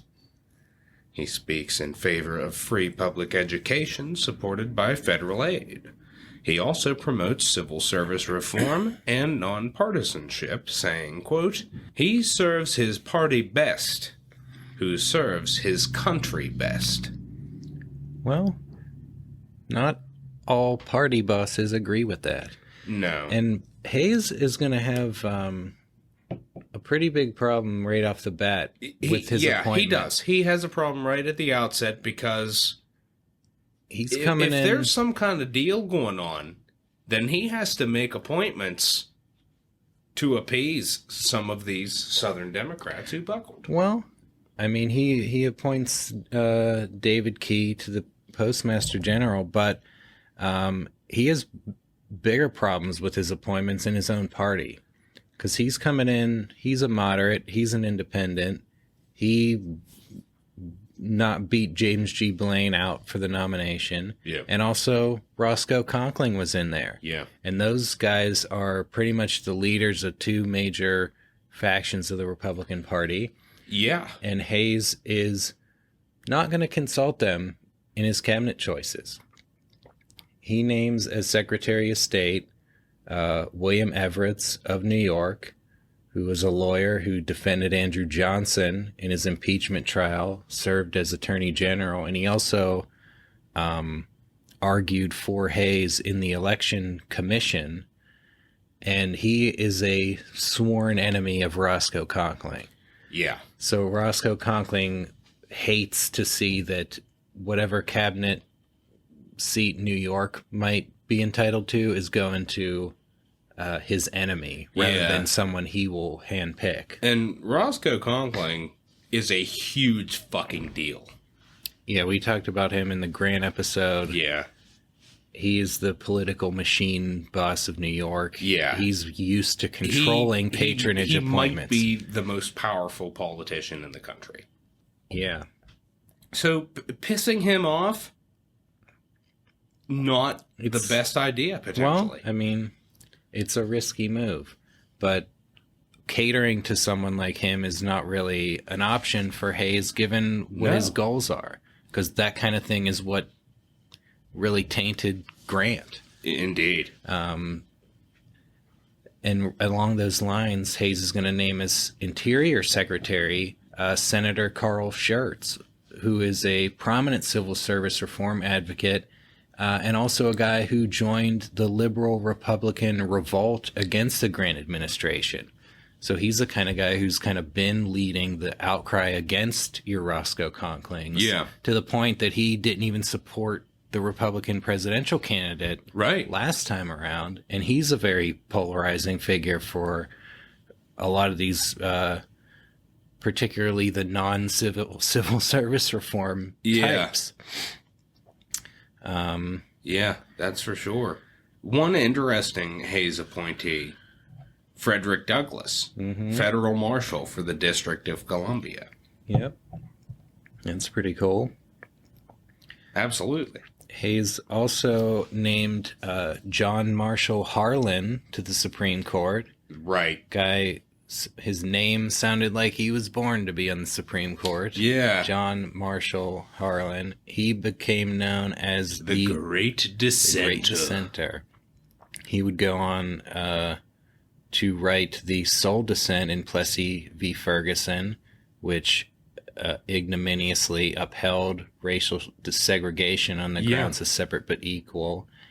In that case, he wrote that, quote, "Our Constitution is colorblind and neither knows nor tolerates classes among citizens." Amen. And said that the court's decision would, quote, "in time prove to be quite as pernicious as the Dred Scott decision." Boom. And that was John Marshall Harlan calling his shot. I think that was 1890s that came down. Good appointment by Hayes there. Yeah. But yeah, he put up these nominees in his first days in office, and some members of Congress were like lining up like they were going to stonewall him. Yeah. And he stood his ground, and they basically, his opponents kind of caved and good on him, and made these appointments. Also, he named John Sherman as Treasury Secretary. Right. Some people had problems with him, like he was, kind of an example of the old Grant style crony type culture. Yeah. So lots of different like angles that they are objecting to Hayes's appointments on, and this is in the first days. Normally Congress goes out of session after the first week or so when they appoint the cabinet. Yeah. And they had a very short window of time to try to kind of break Hayes out the gate, but he stood his ground, and kind of public opinion was on his side too. For the most part, it seemed. I mean, obviously you had your people saying he shouldn't have won, but I think the majority of people. Yeah, because, again, you got to remember, Samuel Tilden won the popular vote, but remember, a lot of people of color in the South didn't get to vote. Yeah. So, but come on. When it comes to popular opinion, Hayes is on there. Well, when it's a civil service reform was pretty popular among the general public, especially after the Grant administration, and when he on day one faces down with Roscoe Conkling, he is he's on the the side of he has the moral high ground there, and he held his ground, and he got his appointments in, but he made some enemies in his own party doing it. Yeah, that's the cost of trying to be a moderate. But let's talk about a little bit of the domestic side of the Hayes White House. Now, this is pretty interesting. We've talked about before the era of presidential drunkenness, the presidential alcoholism era. Yeah, in our first episode, our list of the top 5 drunkest presidents included the 14th, 15th, 17th, and 18th presidents. We dubbed it the presidential alcoholism era, and that era came to an end with our 19th president. That's right. Hayes and his wife Lucy said, Enough. Stop it. Yep, it was time to dry out.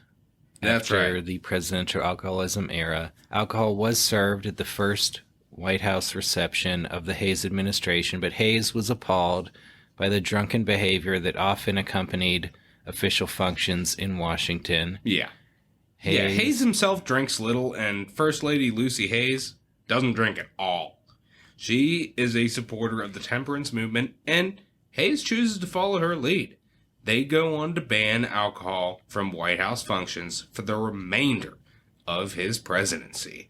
As a result, Lucy has become known as, quote, Lemonade Lucy. But that nickname apparently did not arise in her lifetime, and it was her husband who made the decision to have a dry White House.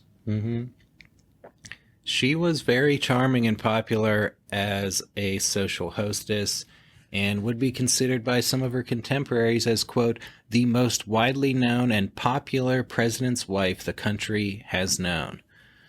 So, despite or maybe because of the no alcohol policy, she was a major success with her White House functions. The money that was usually reserved to buy alcohol was spent instead to make the events just more lavish in general. And the parties were a great success. Secretary of State Everts joked that at White House dinners, quote, water flowed like wine. But the policy was very politically advantageous.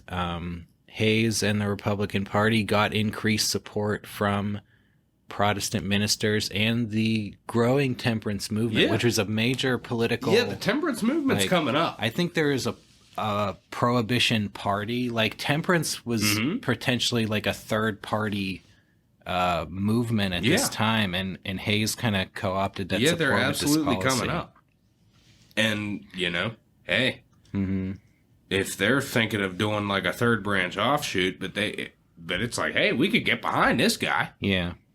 Good. That's all the better for him.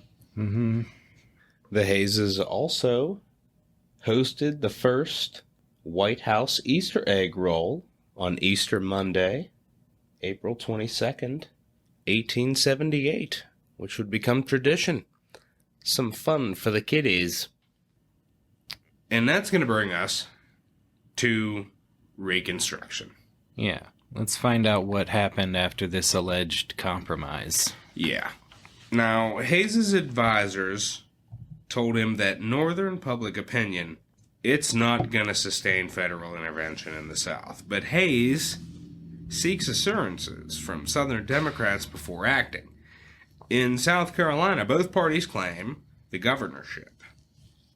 So you got a big dispute going on. And Hayes is going to meet with both alleged governors in Washington. The Democratic claimant, former Confederate General Wade Hampton, assured Hayes the Democrats would respect black civil rights without federal troops. Hayes is going to withdraw federal troops from the South Carolina State House on April 10th. In Louisiana, where two rival governments existed, Hayes appoints a commission that persuades enough members of the Republican legislature to join the Democratic legislature, which certified the Democratic claimant as governor.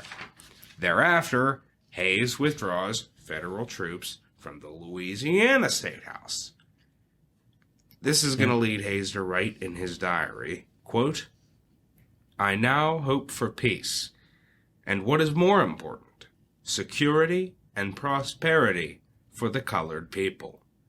The result of my plans is to get from the states by their governors, legislatures, press, and people pledges that the 13th, 14th, and 15th Amendments shall be faithfully observed, that the colored people shall have equal rights to labor, education, and the privileges of citizenship. Well, a bit naive, eh? I mean, yeah.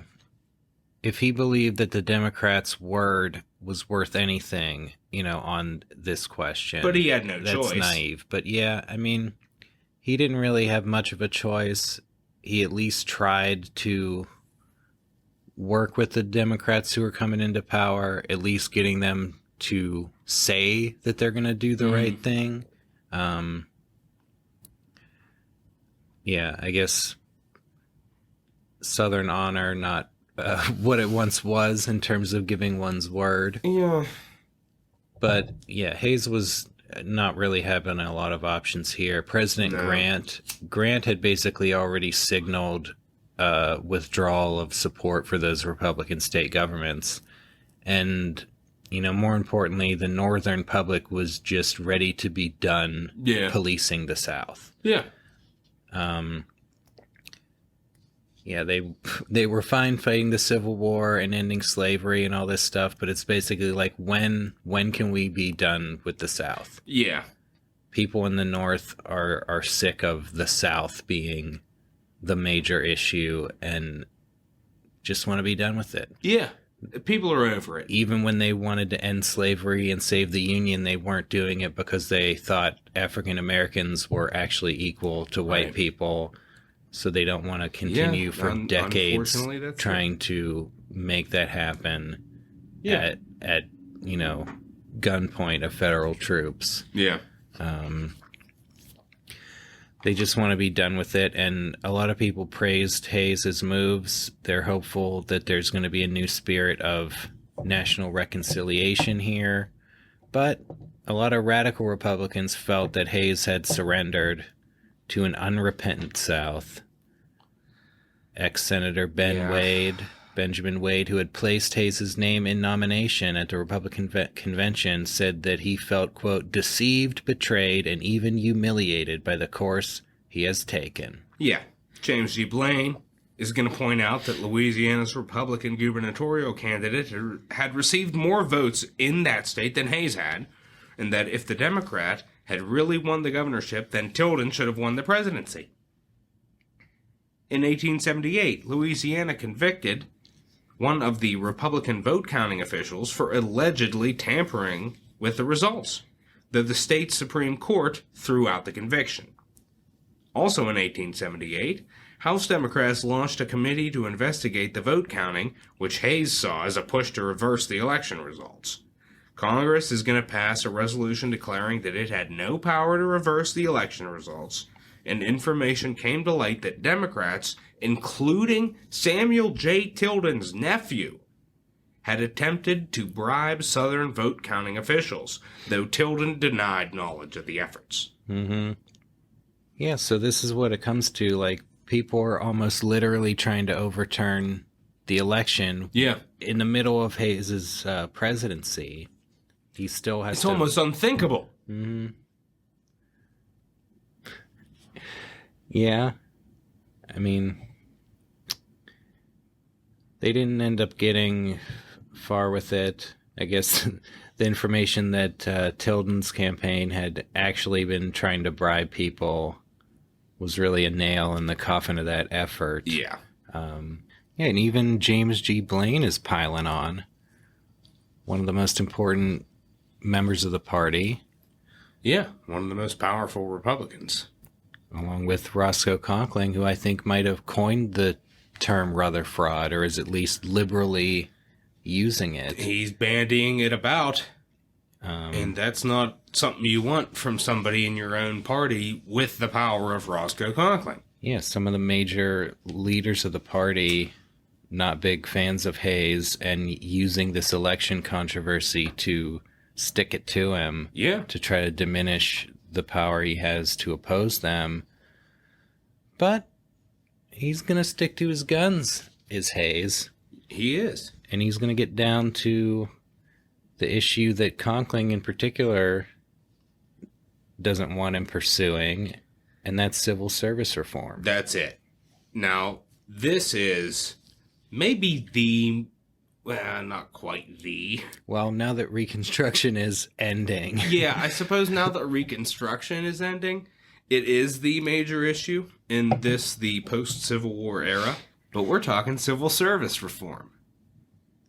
The problems with the spoils system, they are exacerbated by an expanding government bureaucracy and the Grant administration's many corruption scandals. Grant, he blames the failure of his own half-hearted reform efforts on Congress, as its members claimed the courtesy of recommending their friends for patronage appointments in their states. Hayes, he believed something a little bit different. Well, he believed that the congressional courtesy system had gotten so out of hand that it effectively deprived the executive branch of its appointment powers, and he was determined to restore the balance.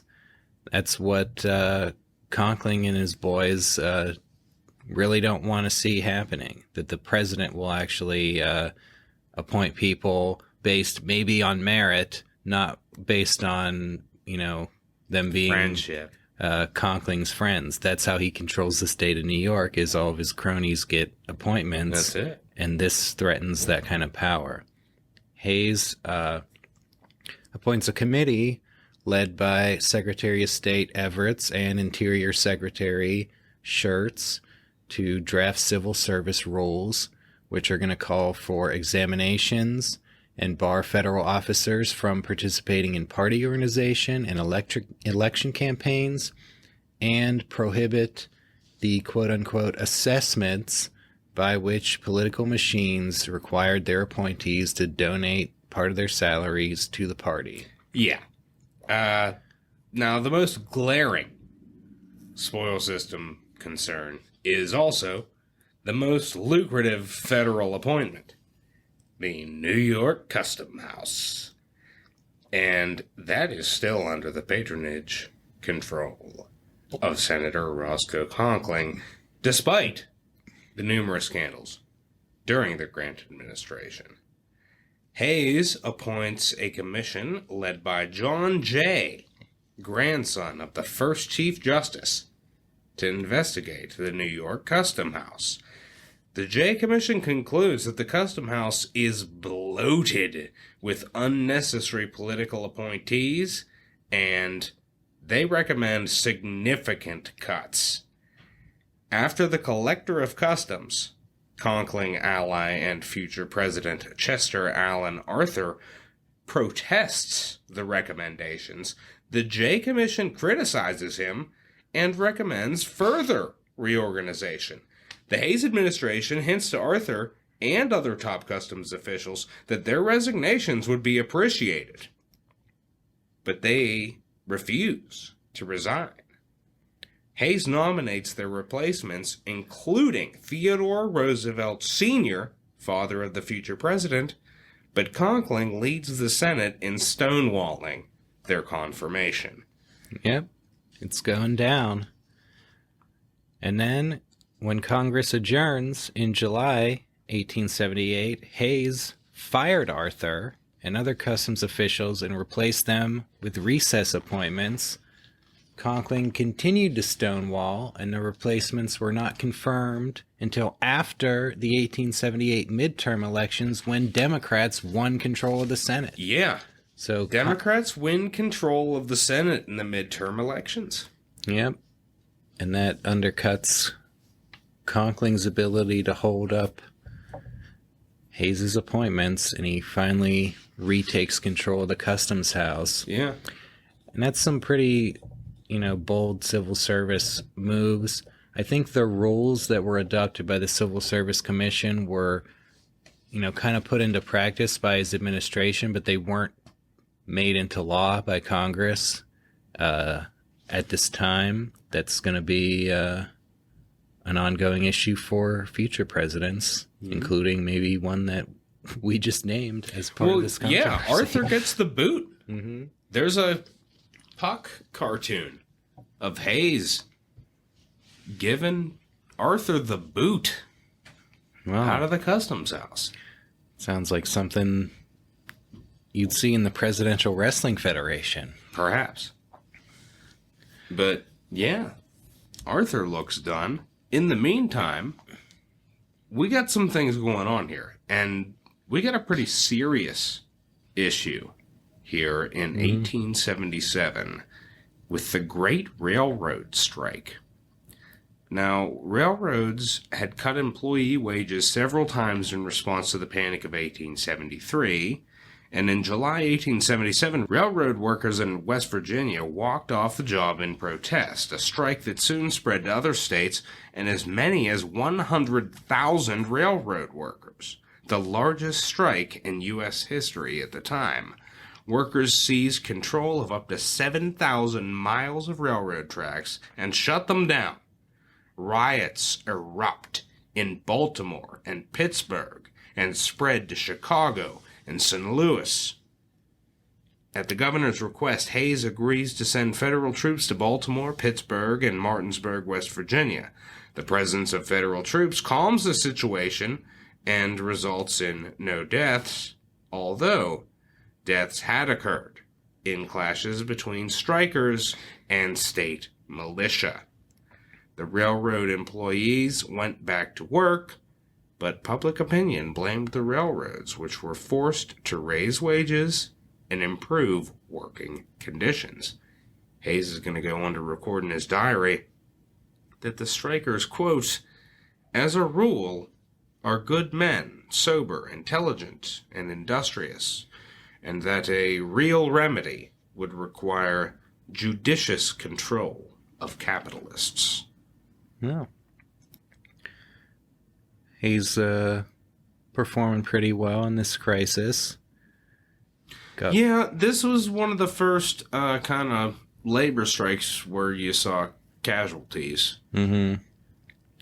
Yeah, it's going to become more and more of a thing. Yeah, in these coming decades. Indeed, it is a sign of things to come. Yeah. Well, Hayes getting the troops in there to turn down the temperature, and eventually the railroad employees kind of got some of what they wanted. Mm-hmm.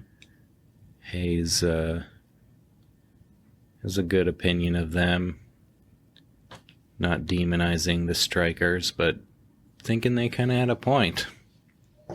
And their point got made a little bit there.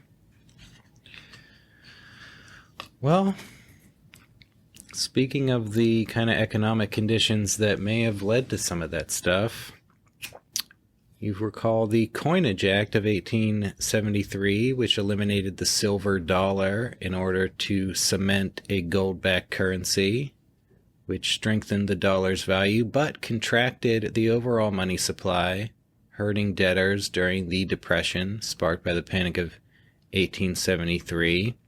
1874, Grant vetoed a bill to inject the market with paper currency on the ground that it would cause inflation and weaken the dollar. Hayes had long been a proponent of hard money policy and gold-backed currency. Yeah. He'd been talking about this for years. He was a strong supporter of this part of the Grant agenda. Yeah, and it's going to become more and more a major issue. Mm-hmm. Yeah, that's another major issue in the decades to come, because opponents of this policy are going to keep trying to expand the money supply. Yeah. They want to obtain relief for debtors, maybe at the cost of weakening the dollar. 1878, Democratic Representative Richard Bland proposed that the U.S. begin to coin as much silver money as miners could supply. And then Republican William Allison offers an amendment limiting the coinage to between $2 and $4 million a month. That became the Bland-Allison Act, which passed both houses of Congress. But here we go. Hayes interposing the veto. Hayes is going to veto it. He thinks that it's going to cause inflation and weaken the gold-backed dollar. So, for the only time in Hayes' presidency, Congress is going to override this veto. Yep. I mean, and he's right, it would cause inflation and weaken the dollar. It may have had other benefits that other people thought were worth doing that. Hayes got his veto overridden, but he would go on to win a victory for the gold-backed dollar when he worked together with Treasury Secretary Sherman to accumulate a sufficient gold stockpile to execute the Specie Payment Resumption Act of 1875, which allowed greenback paper currency to be redeemed for gold. Now they finally had enough gold in place to put that into practice. And once the public became confident that greenbacks could be redeemed for gold, few people actually did so, and many gold-backed greenbacks remained in circulation. Yeah, it's an interesting time in terms of currency. I'm sure. I wonder.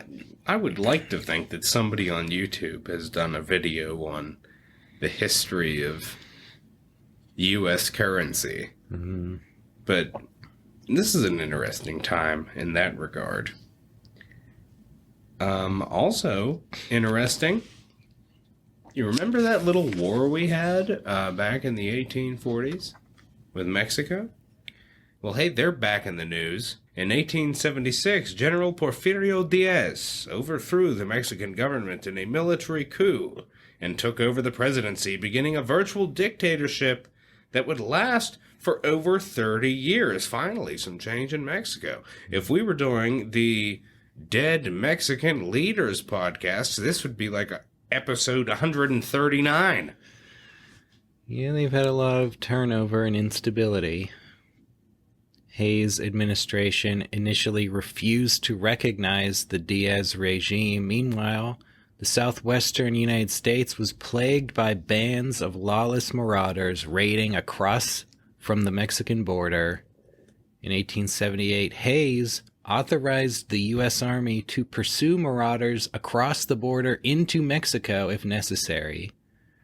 President Diaz protested that order and moved Mexican troops to the border.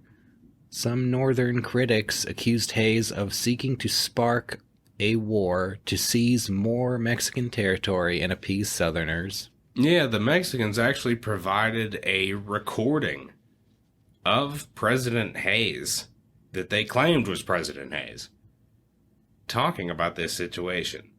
They're sending bad people, they're sending rapists, a lot of bad hombres. Well, I don't know if that sounds like Hayes, but...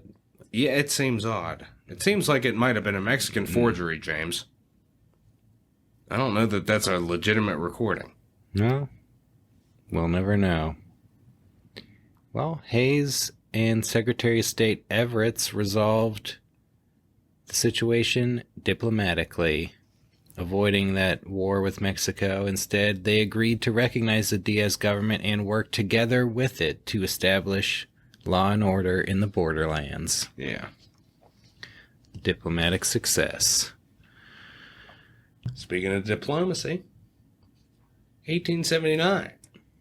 Hayes vetoes a bill restricting Chinese immigration to the U.S., arguing that it violated an 1868 treaty that granted China most favored nation status and would result in retaliation against American interests in China.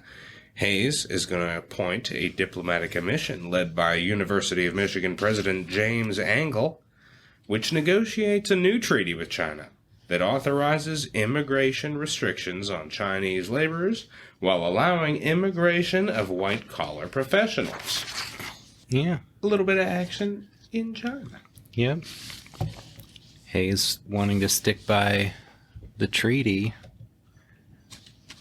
and get a new treaty. That's another issue, Chinese immigration, that'll come up in, well, President Arthur's episode. Yeah. Yeah, I mean, it's been there. Mm-hmm. There was a hint of it in Grant. It's kind of a thing. Yeah. More foreign policy issues. 1878, Hayes arbitrated a border dispute between Argentina and Paraguay.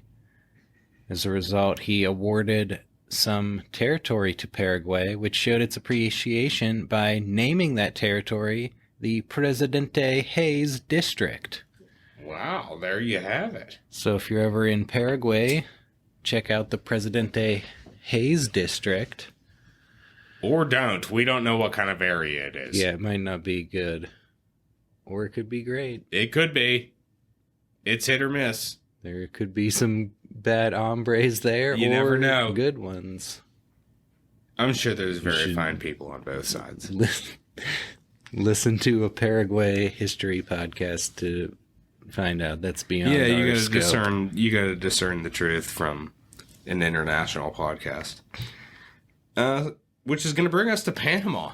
Mm-hmm. In 1880, Hayes sends warships to Panama to oppose a canal building venture proposed by Ferdinand de Lesseps, the Frenchman who had developed the Suez Canal. Asserting the Monroe Doctrine, Hayes argues that any canal should be under American control. De Lesseps opened his company to American investors and asked Navy Secretary Richard Thompson to serve as chairman of the board, and when Thompson agreed, Hayes demanded his resignation. The French project continued, despite American disapproval, but went bankrupt in 1889 after becoming mired in technical difficulties and bribery scandals. Wow. Now, That Monroe Doctrine, pretty important. indeed. Hayes one of a long line of presidents who are standing on it. So those are some international issues that President Hayes came across. Mm-hmm. Let's come back home. And let's get the pain and misery out of the way. Let's get the most painful stuff out of the way. We got to talk about Indian policy. Yep. Things looking ever more bleak. Yeah, you recall, Hayes coming into office 1 year after the Battle of Little Bighorn, Mm-hmm. and then the retaliation of the United States Yeah. to revenge that defeat.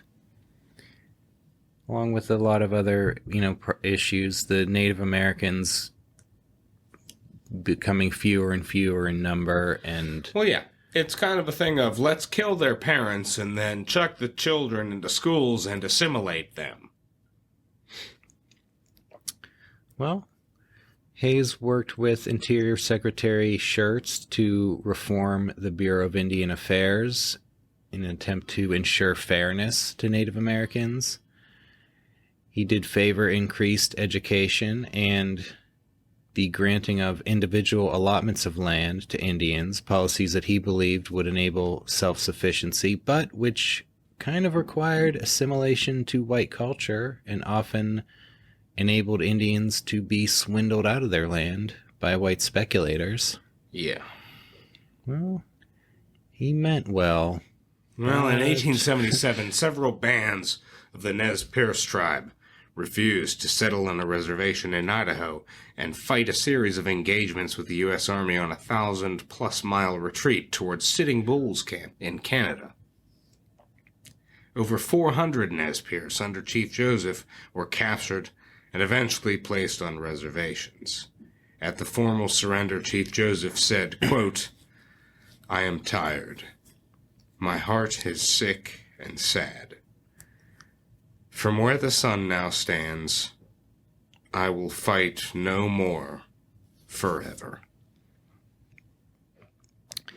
In 1878, the Bannock tribe rose up in protest over inadequate supplies provided to them on a reservation in Idaho. After several skirmishes with the army, the Bannock surrendered and were returned to reservations. 1879, members of the Ute tribe in Colorado killed a U.S. Indian agent and 10 of his employees who had been attempting to convert them to Christianity and farming. Well, those people had it coming. While at the same time, they ambushed a U.S. Army force and killed 13 soldiers. The Utes dispersed in the face of an Army relief force, and the subsequent Ute Removal Act moved the Utes to a new reservation and deprived them of 12 million acres of land previously guaranteed to them. It's the bum rat. Mm-hmm. In 1877, the Ponca tribe was removed from Nebraska to Oklahoma after the Grant administration had given their Nebraska land to the Sioux, and that removal resulted in the deaths of many Poncas. The tribe sued for the right to return to their original lands, and in 1880, Hayes appointed a commission that agreed to compensate the Poncas for their land while also giving them the option to return if they wished. Yeah, he's actually going to go as far as to issue a personal apology to the tribe, saying, quote, "As the chief executive at the time when the wrong was consummated, I am deeply sensible that enough of the responsibility for that wrong justly attaches to me to make it my particular duty and earnest desire to do all I can to give these injured people that measure of redress which is required alike by justice and humanity." End quote. Did it work out that way? Well, I mean, the damage had kind of already been done to this particular tribe. They did get some recognition and some redress, but I mean, that's a tiny sliver of the innumerable examples of that kind of treatment to tribes who would have deserved to get that kind of an apology, and I mean, hopefully even the original wrong not having been committed. Yeah. But I mean, that kind of statement is at least Hayes looked like his heart was in the right place for a little bit of this. And yeah, when we talked about it, he's not saying the only good Indian is a dead Indian. Like, right. Yeah, we talked about it in the Grant episode too. Grant also kind of having his heart in the right place, and yet despite these presidents who, did kind of, they saw the Native Americans as fellow humans who deserved human treatment. Not like John Chivington, who's one of my most hated characters in history. God damn John Chivington. Mm-hmm. And all his ilk. Indeed. That aside, let's move over to soldiers' pensions. It's 1879. And Civil War veterans are kind of looking for a little aid. Yeah, well, there are a lot of Civil War pensions out there, but they cry for more. I think a lot of the pensions only started getting paid when soldiers had their, pension applications granted, which sometimes was years after the war. And in 79, Hayes signed the Arrears Act, which increased pensions by providing payments retroactive to the date of the disability or death. Yeah. So that's a lot of back payments. It's going to double amounts paid out for pensions in the ensuing years. The program's high cost is covered by excess tariff revenues. This is going to have the effect of making the unpopular high tariffs favored by Republicans more palatable to the general public. Yeah. Got a popular policy of helping out veterans, tie it to an unpopular tax, essentially, in the tariff, and makes people tolerate that tariff a little bit more. That's it. Yeah, paying Civil War pensions was a major part of the federal budget. Definitely. And this was very expensive. Oh, yeah, and this is pretty early on. This is the earliest example. Wait till we get to Benjamin Harrison in the 1890s. Yeah.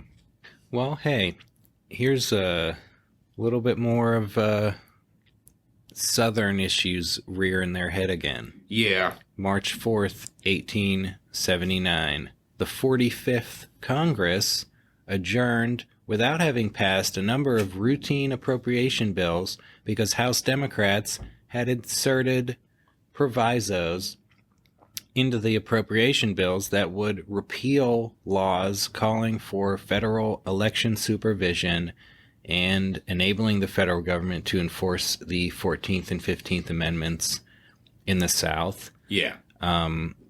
Hayes called the new 46th Congress into special session in late March to pass the required appropriations, but Democrats now controlled the Senate as well as the House, Yeah. and they repeatedly passed appropriation bills that stripped the federal government and U.S. military of its powers to supervise congressional elections and enforce civil rights. Yeah, so full Democratic control in Congress. Yeah. How's Hayes going to handle that? Well, throughout April, May, and June, Hayes repeatedly vetoed these bills. Yeah. I think there were a total of 7 vetoes. Yeah.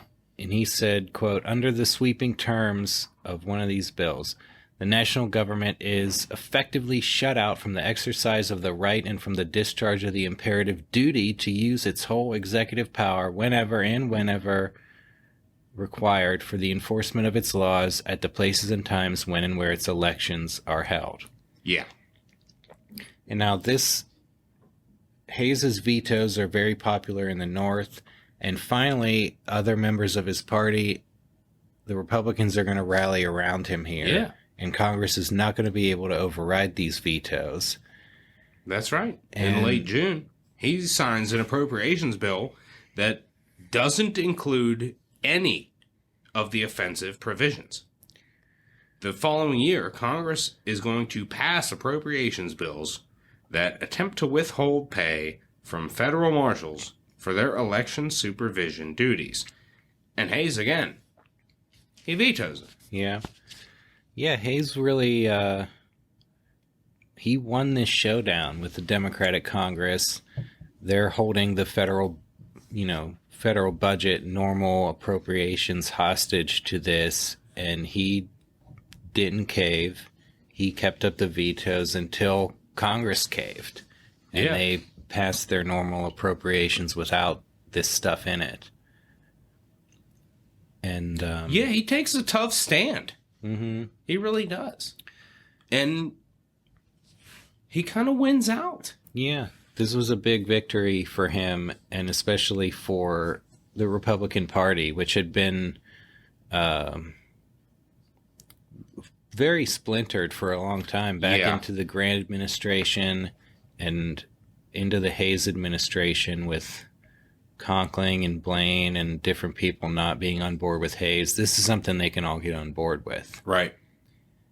And his tough stand against the Democrat Congress really improved his reputation among Republicans, many of whom began to regret that he had pledged not to seek a second term. That's right. We got to remember that Hayes, like James K. Polk before him, has pledged to only serve a single term, and he is not going to seek re-election. Yeah, and like Polk, even though people may be hearkening for it. Right. But like Polk before him, he also never regretted that pledge. Right. Other people might have wanted him back, but he was ready.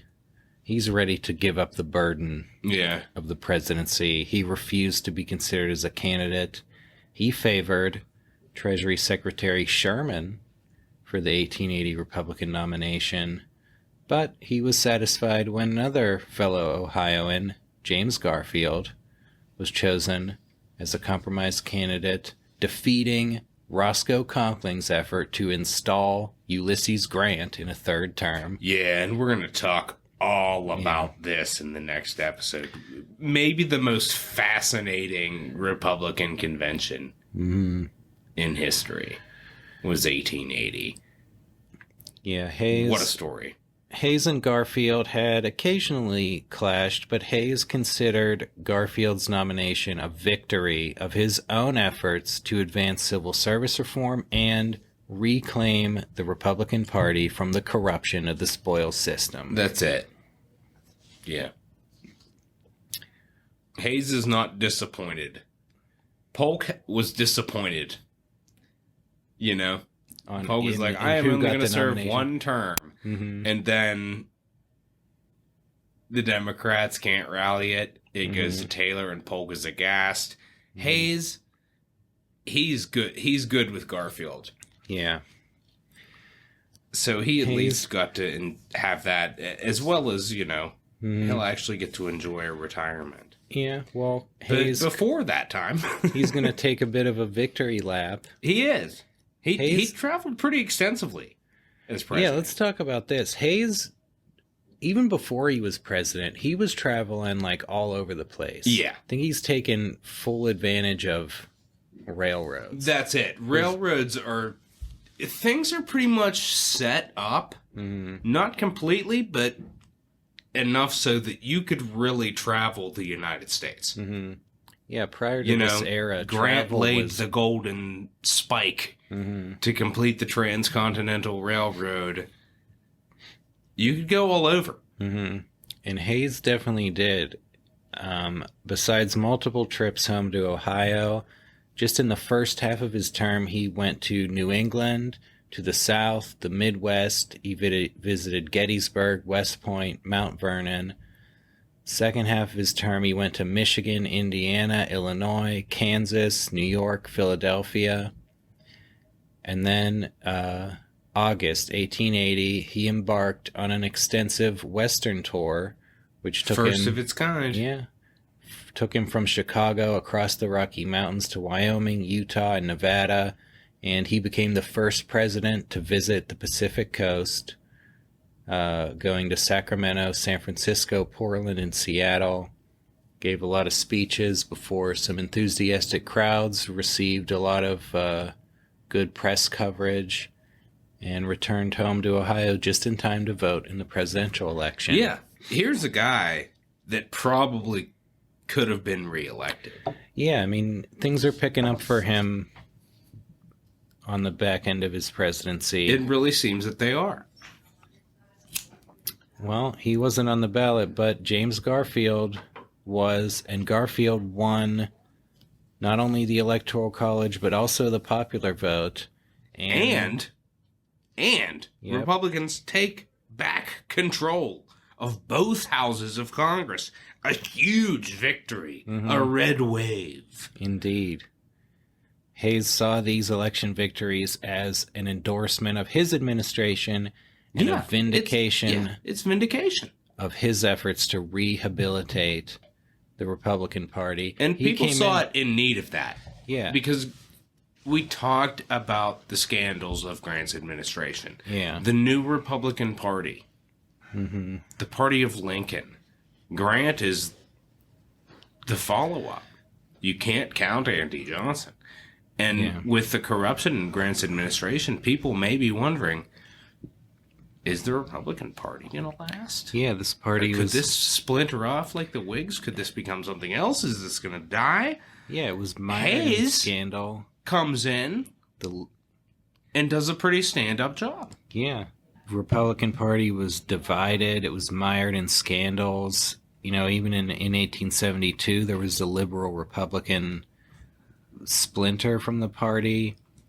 Hayes, came in with, Conkling and Blaine were against him, and things weren't looking great for the party. They ended up losing both houses of Congress. Yeah, it's a bad slip. But by the end, They get it all back. It's come back around. The party's And united. Hayes wants to see that this continues, so he's going to work closely with Garfield on the transition of power, and he's going to collaborate on appointments. Yeah. The day before the inauguration, he and Lucy hosted the Garfields in the final White House dinner of the Hayes administration. Hayes left Garfield a memo encouraging him to continue the no alcohol policy. Garfield would decline that advice. Was that the first time that a president left a note for his successor? I don't know. That's become standard practice now. Yeah. That one was... Yeah, that was a little more of a substantive note. Yeah. Trying to nudge Garfield to continue the lemonade policy. Garfield not totally picking up on it. But it worked for Hayes. Yeah. Yeah, it did. Yeah, and a lot of things ended up working out for him in the end. Hayes, not amongst our most well-known presidents. Is that unfair? Well, I mean, we here at the podcast think all presidents should be known. Yeah. He's probably, I mean, he's best known for the, disputed election that brought That's him right. into office. And I don't think that's fair. Well, He should be known for things other than just a contested election. Yeah, because, I mean, he was pretty much a passive participant in not only that election, but also whatever, alleged deal was struck afterwards. And yeah, he did withdraw the last federal troops from the South, but that, writing was already on the wall for that. Yeah.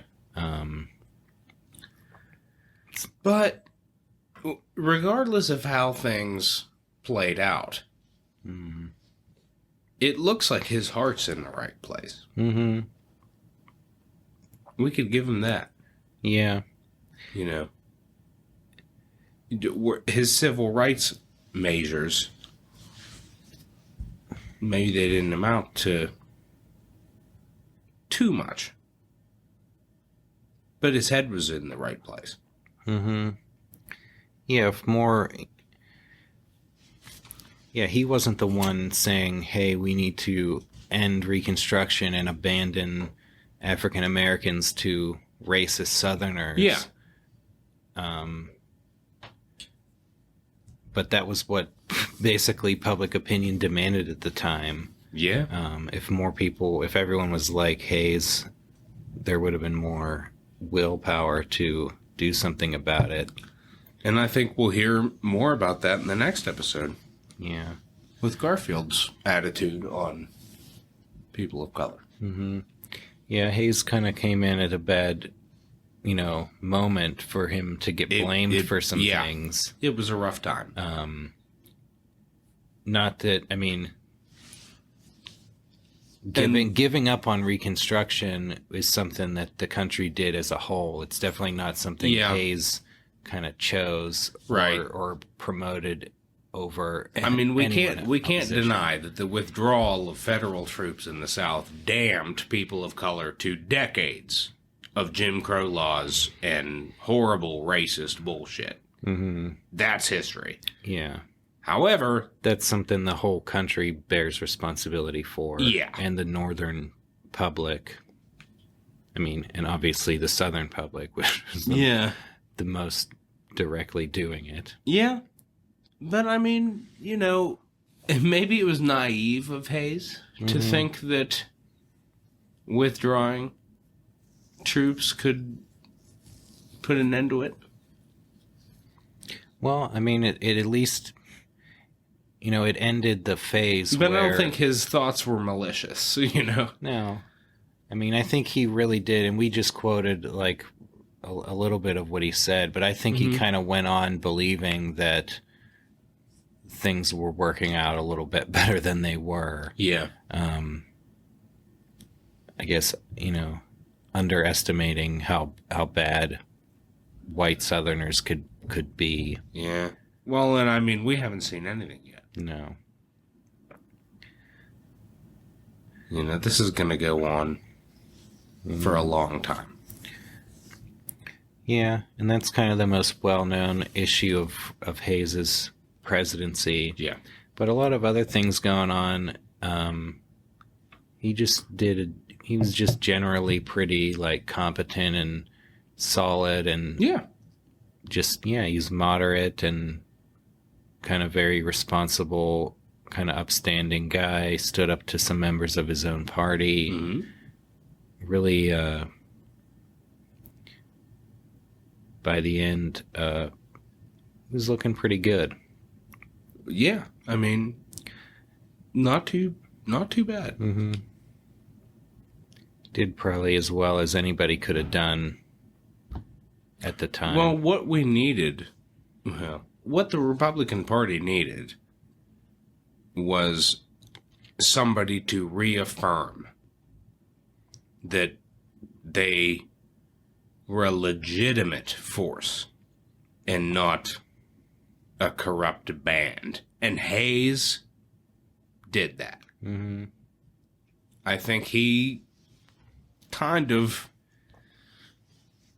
rejuvenated the Republican Party a little bit. Yeah, that's definitely true. If anybody was jaded after the corruption of Grant, I think that with Hayes, they could be somewhat reassured that the Republican Party was going to last a little bit longer, that it wasn't just some tenuous thing. Yeah, and I think that ought to be a big part of Hayes's legacy as well. Yeah, indeed it should. And I mean, it does say, I think, something about his views on Reconstruction, the way towards the end there when he vetoed all those bills from the Democratic Congress. Yeah.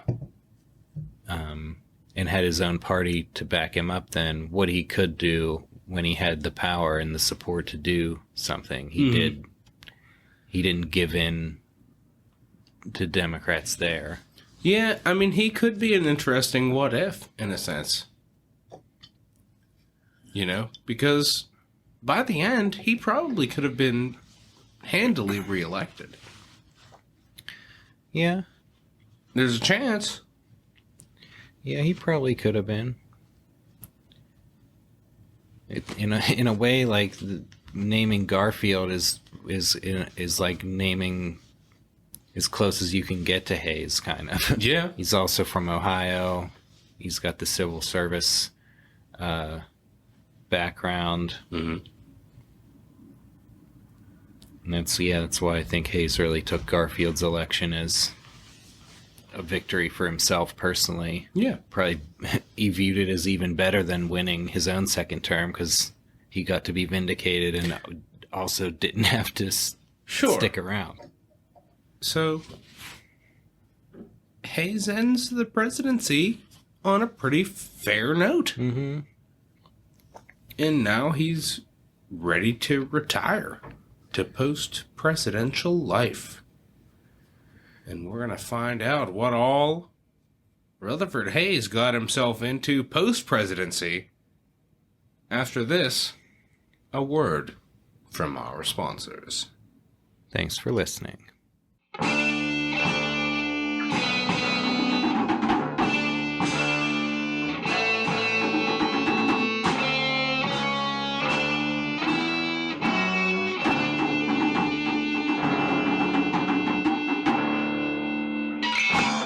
The Dead Presidents Podcast is brought to you in part by J.H. Hines & Company Cigar Factory, located in the Standard Building on Court Street. The experienced workmen employed in this factory and the superior quality of tobacco used will give J.H. Hines & Company's cigars a preference to all others. Call and examine their line. Listeners, J.H. Hines uses only the finest tobacco and employs only the best, most skilled cigar makers. That's why his cigars are absolutely first class. Sure, cigar use may have caused the virulent throat cancer that killed President Grant, but when you're smoking a top-shelf cigar like this, it's practically worth it. That's a message from our sponsor, J.H. Hines & Company Cigar Factory. This is a special treat. We have another important message from J.H. Hines, cigar manufacturer. Beware! Let the public beware of a tramp who is a cigar maker calling himself H.D. Hunter. He is a tall, slender man with a red head and a bad eye. He is a scoundrel, thief, and swindler. For information concerning the cause of this statement, apply to J.H. Hines, cigar manufacturer. Listeners, our sponsor J.H. Hines wants you to know that if you happen to encounter a red-haired, bleary-eyed derelict offering to sell you high-quality J.H. Hines & Company cigars at cut-rate prices, those cigars are stolen, and you should call the police immediately. When you're dedicated to employing only the most skilled cigar makers like J.H. Hines is, you'll learn the hard way that expert cigar-making talent doesn't always correlate with high moral character. That's how you get mixed up with a nefarious and unscrupulous reprobate like H.D. Hunter. Don't make the same mistake J.H. Hines did, and steer far clear of this shady malefactor. That's a message from our sponsor, J.H. Hines. We're also proud to be sponsored by N.F. Moyer's Shoe Store. N.F. Moyer has an important message for our listeners. Another price reduction. Having a large stock of boots on hand, which I wish to sell in the next month, I have reduced prices cheaper than the cheapest. Call and see to convince yourselves. Rather than carry them over, I will sell them at cost. Also available, ladies' shoes of every kind, children's shoes of every kind, boys' shoes of every kind, men's gaiters of every kind. Shoe repair neatly done. Don't forget the name and place, N.F. Moyer's Shoe Store at the corner of 8th and Edgemont Avenue.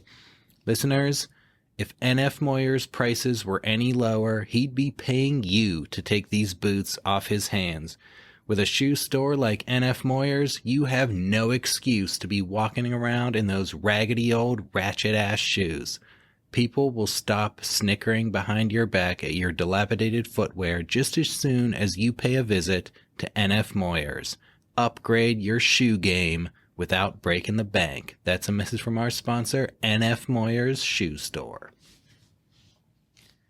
Yet another tasty treat. An additional advertisement from our sponsor, N.F. Moyer. $5 reward. A reward of $5 will be paid for the arrest and conviction of the woman who entered N.F. Moyer's yard at dusk last evening and took a chicken therefrom. Listeners, you can't get much lower than this. N.F. Moyer busts his ass all day to provide his customers with high-quality footwear at low prices, and all he wants to do is go home at night and unwind with a glass of wine and a nice roasted chicken. But when he steps outside to slaughter the bird, he sees some good-for-nothing vagrant hightailing it out of there with his dinner.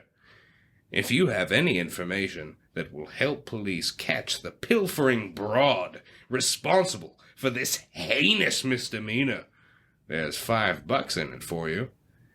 And as we all know, $5 will get you multiple pairs of absolutely baller shoes at N.F. Moyer's Shoe Store. That's a message from our sponsor, N.F. Moyer. And now, back to the show.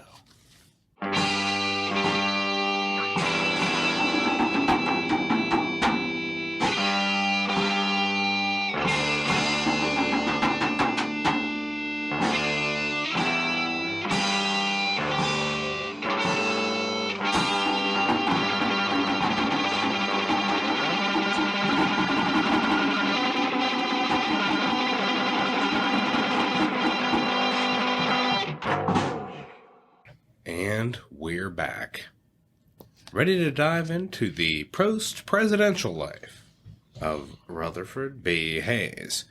And he's going to enjoy a pretty active retirement. He's given up his law practice going back to the outbreak of the Civil War. And in retirement, he decides to pursue real estate investments, and he's going to serve as the director of the First National Bank in his hometown of Fremont.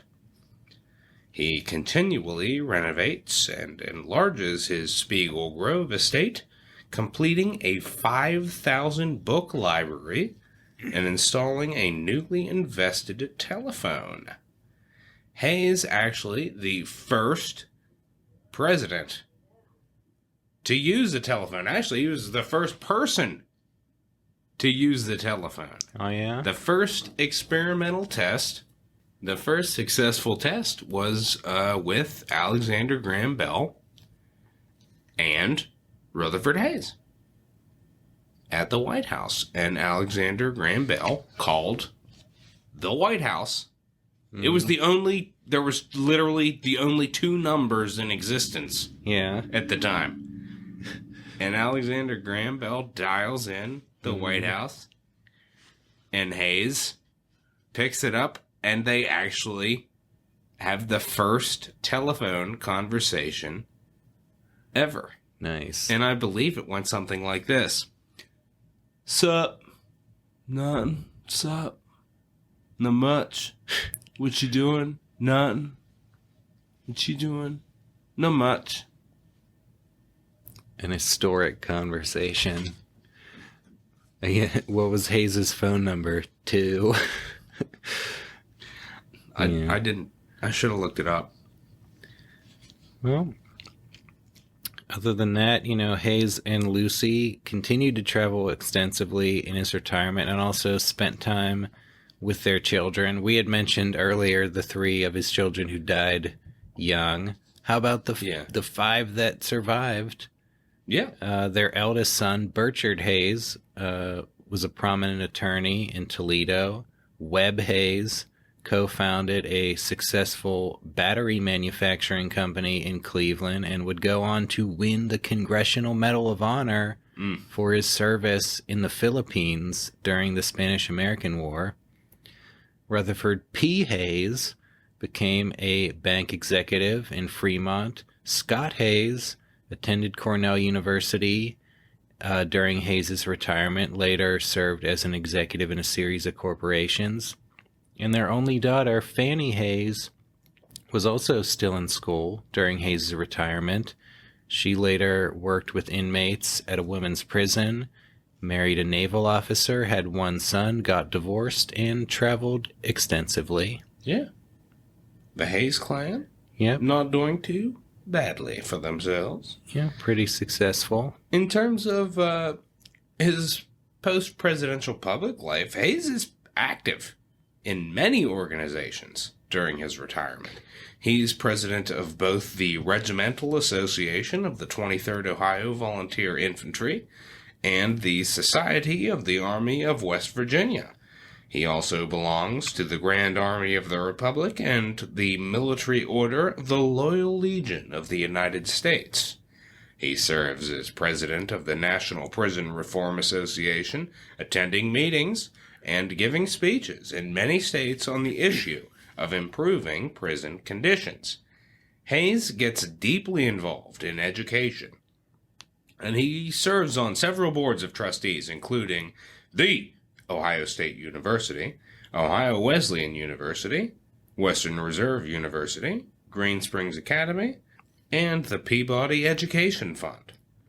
He serves as president of the Slater Education Fund for Freedmen, which provided funding to schools for African Americans and scholarships to black students, one such beneficiary being W.E.B. Du Bois. Pretty cool. Yeah. In 1890, Hayes attended and was elected chairman of a national conference on African American issues, where he said, quote, "The American people have a grave and indispensable duty to perform with respect to the millions of men and women among our countrymen whose ancestors our fathers brought from Africa to be held in bondage here in America. It may be justly said in the deepest sense of the words that we are the keepers of our brothers in black. We are responsible for their presence and condition on this continent, having deprived them of their labor, liberty, and manhood, and grown rich and strong while doing it. We have no excuse for neglecting them, if our selfishness prompted us to do so. But in truth, their welfare and ours, if not one and the same, are inseparable. These millions who have been so cruelly degraded must be lifted up, or we ourselves will be dragged down." Amen. Mm-hmm. It's a pretty good sentiment. Yeah. Hayes, he's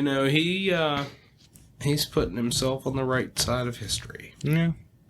Yeah, he definitely remained active in a lot of issues, including African Americans' condition, doing what he can. That's it. But that's going to lead us to June 25th, 1889, when Lucy Webb Hayes died at the age of 57, a few days after suffering a stroke. Hayes was at her bedside holding her hand at the time of her death and was devastated by the loss. He wrote that, quote, "The soul had left Spiegel Grove." After Lucy's death, Hayes's daughter Fanny became his traveling companion, and the two went to Bermuda in 1890. In early January 1893, on his way home from Cleveland, Hayes suffered a heart attack.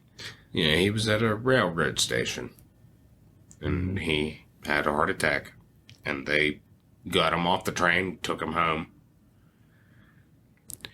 Well, he returned to Spiegel Grove, where he died on January 17th, 1893, at the age of 70.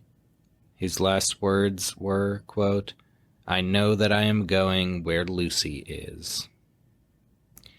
Many prominent figures attended his public funeral, including President-elect Grover Cleveland and the sitting governor of Ohio, Hayes's former subordinate officer, William McKinley. Yeah. That brings us to the end of the life of Rutherford Hayes. Yeah, it seemed like he had a pretty happy life, really great marriage, and really strong relationship with his children. We've talked about a lot of tragedy on the show in the past. Hayes seems to have had a pretty good go of things all around. Yeah, I mean, he had 3 of his children die young, but he had 5 live that all did pretty well for themselves and provided a really strong family. Yeah. Had a great marriage. He traveled around a lot. He was doing tons of things. He just seemed like so active. He went from fearing that he would go insane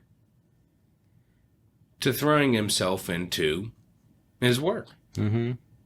And doing a stand-up job of it. Yeah. Yeah, he was a pretty stand-up guy throughout. Pretty solid. Nothing like flashy or loud. Kind of just quietly getting the job done. Doing his best. Yeah. Yeah, Hayes built a really nice home for himself in Fremont, Ohio, which we had the privilege of visiting. Indeed. A few years back. A really cool presidential home. One thing that struck me is you could walk right up to the bookshelves in the library, which is a couple rooms. Yeah. We had, it was 5,000 I mean, and volumes there are books all over, from floor to ceiling. Mm-hmm. And even, like, in doorways, there are little compartments above the door that hold books. There are books everywhere in these couple rooms. And you could walk right up to them. Yeah, most, like, presidential homes, there'll be, the room's like roped off. There's like a little part that you can walk in, and then the rope blocks you from all the actual like stuff. Yeah.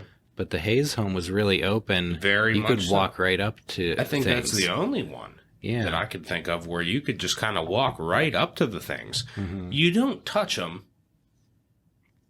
You just don't. I mean, unless you're a fucking idiot. Yeah. You could touch them. You're some piece of shit. Wanted to disrespect. Yeah, if you want to be a fucking asshole. You're a descendant of Samuel J. Tilden. Yeah. Well. Yeah. But I mean, if you're like a fucking scumbag that's willing to like try and grab a book off a shelf at Hayes's home, you know. Well, I hope they throw your ass out. well, there are. But that openness, it just, you could walk up. I remember being in there and looking at individual volumes in his library, which was so expansive. Holy God. A great library.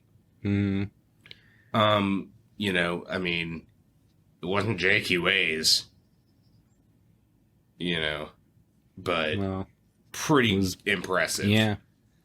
And also, I got to play a presidential instrument, James. Yeah. I got to play Lucy Webb Hayes' little pump organ. Yeah.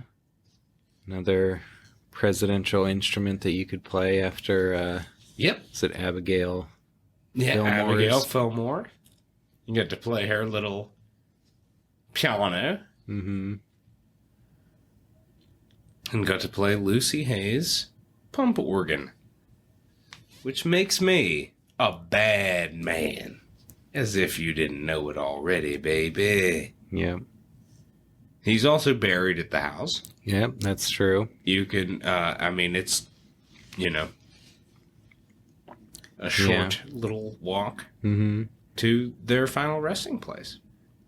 And there's a great museum there as well, in another building, where there are all kinds of really cool artifacts there. They got a copy of the Resolute desk from the Oval Office that you could sit at and take your a picture. photograph, and all kinds of great stuff. They have the plank of wood that Hayes was standing on as he took the oath of office. Right? They got one of his suits and top coats in like kind of a life-size makeup, you know? Some cool stuff. A lot of weapons, too. If you're interested in, like, weaponry, there's quite an arsenal of different firearms there as well. Pretty cool place to visit. And I mean, Ohio, one of the highlights of presidential homes. Yeah. You could, you know, really make a presidential tour of Ohio as you can Virginia. Yeah. And we know because we've done it. Encourage you to follow in our footsteps of following in the president's footsteps. Yeah, that's it. Go and impress the tour guides with the knowledge on these presidents that you learned right here at the Dead Presidents Podcast. We're down to the wire here. Yeah. We're coming to the close of Rutherford B. Hayes, but... Well, we like to recommend books on the presidents. First and foremost, I would say Ari Hugenboom's Warrior and President, Rutherford B. Hayes. Yep. That's a fantastic scholarly biography on Hayes. Really well done. Maybe the standard. Yeah, it's a pretty Hayes. definitive one. Yeah, I also read the one in the American President series. Yeah, as always, American President series is a nice go-to for a good introduction. Yep. You guys already got a pretty good introduction. Well, you got more than that. I think you got Hayes. You're certified Hayes scholars now. Pretty much. Might not even need to read the books, but we'll mention them anyway. That's going to bring us down to some final words on Rutherford Burchard Hayes. And as always, we can't sum Hayes up ourselves, James. We'll leave that to his contemporaries, which include Representative James Garfield, who said, quote, "The policy of the president has turned out to be a giveaway from the beginning. He has nulled suits, discontinued prosecutions, offered conciliation everywhere in the South, while they have spent their time in whetting their knives for any Republican they could find."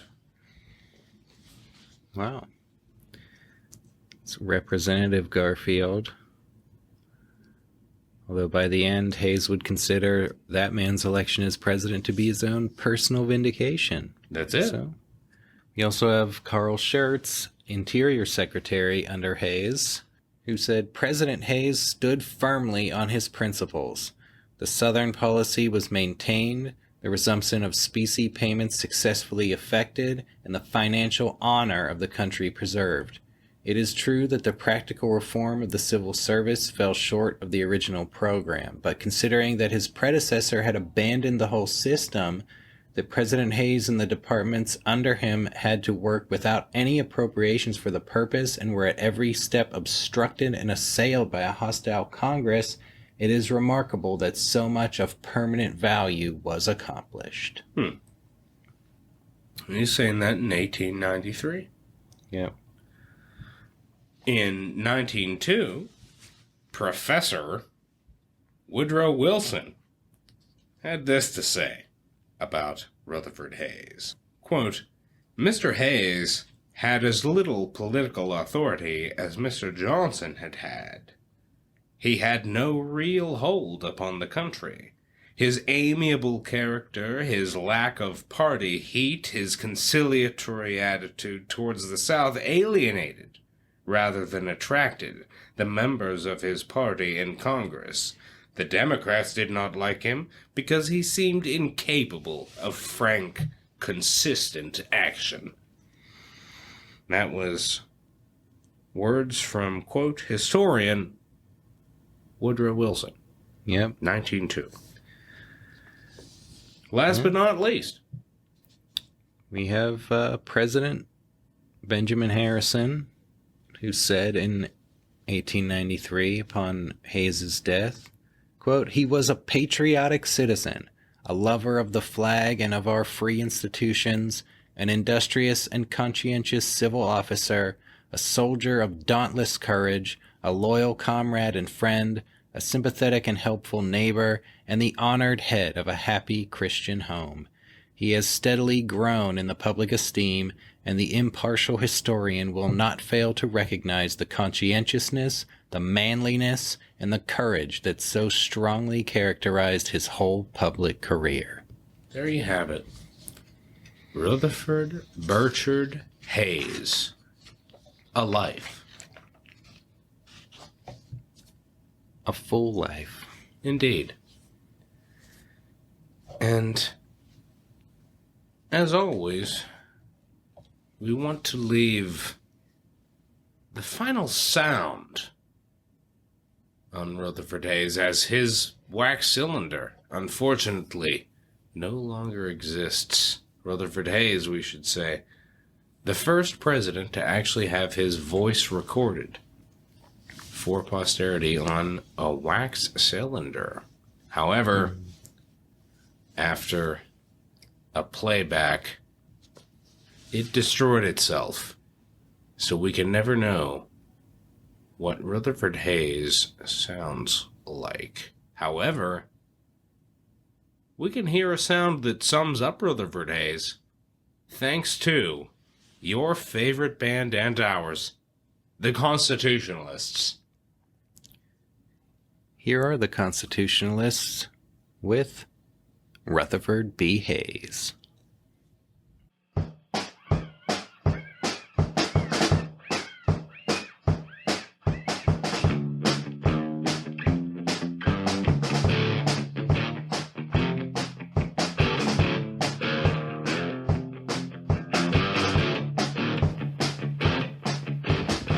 The melancholy thing in our public life is the insane desire to get higher. Fighting battles is like courting girls. Those who make the most pretensions and are boldest usually win.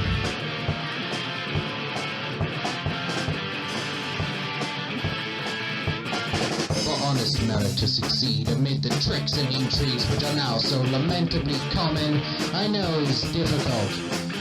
But the honor of success is increased by the obstacles which are to be surmounted.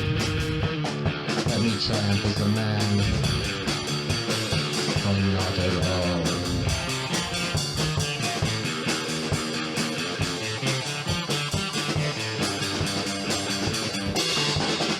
Every age has its temptations, its weaknesses, its dangers.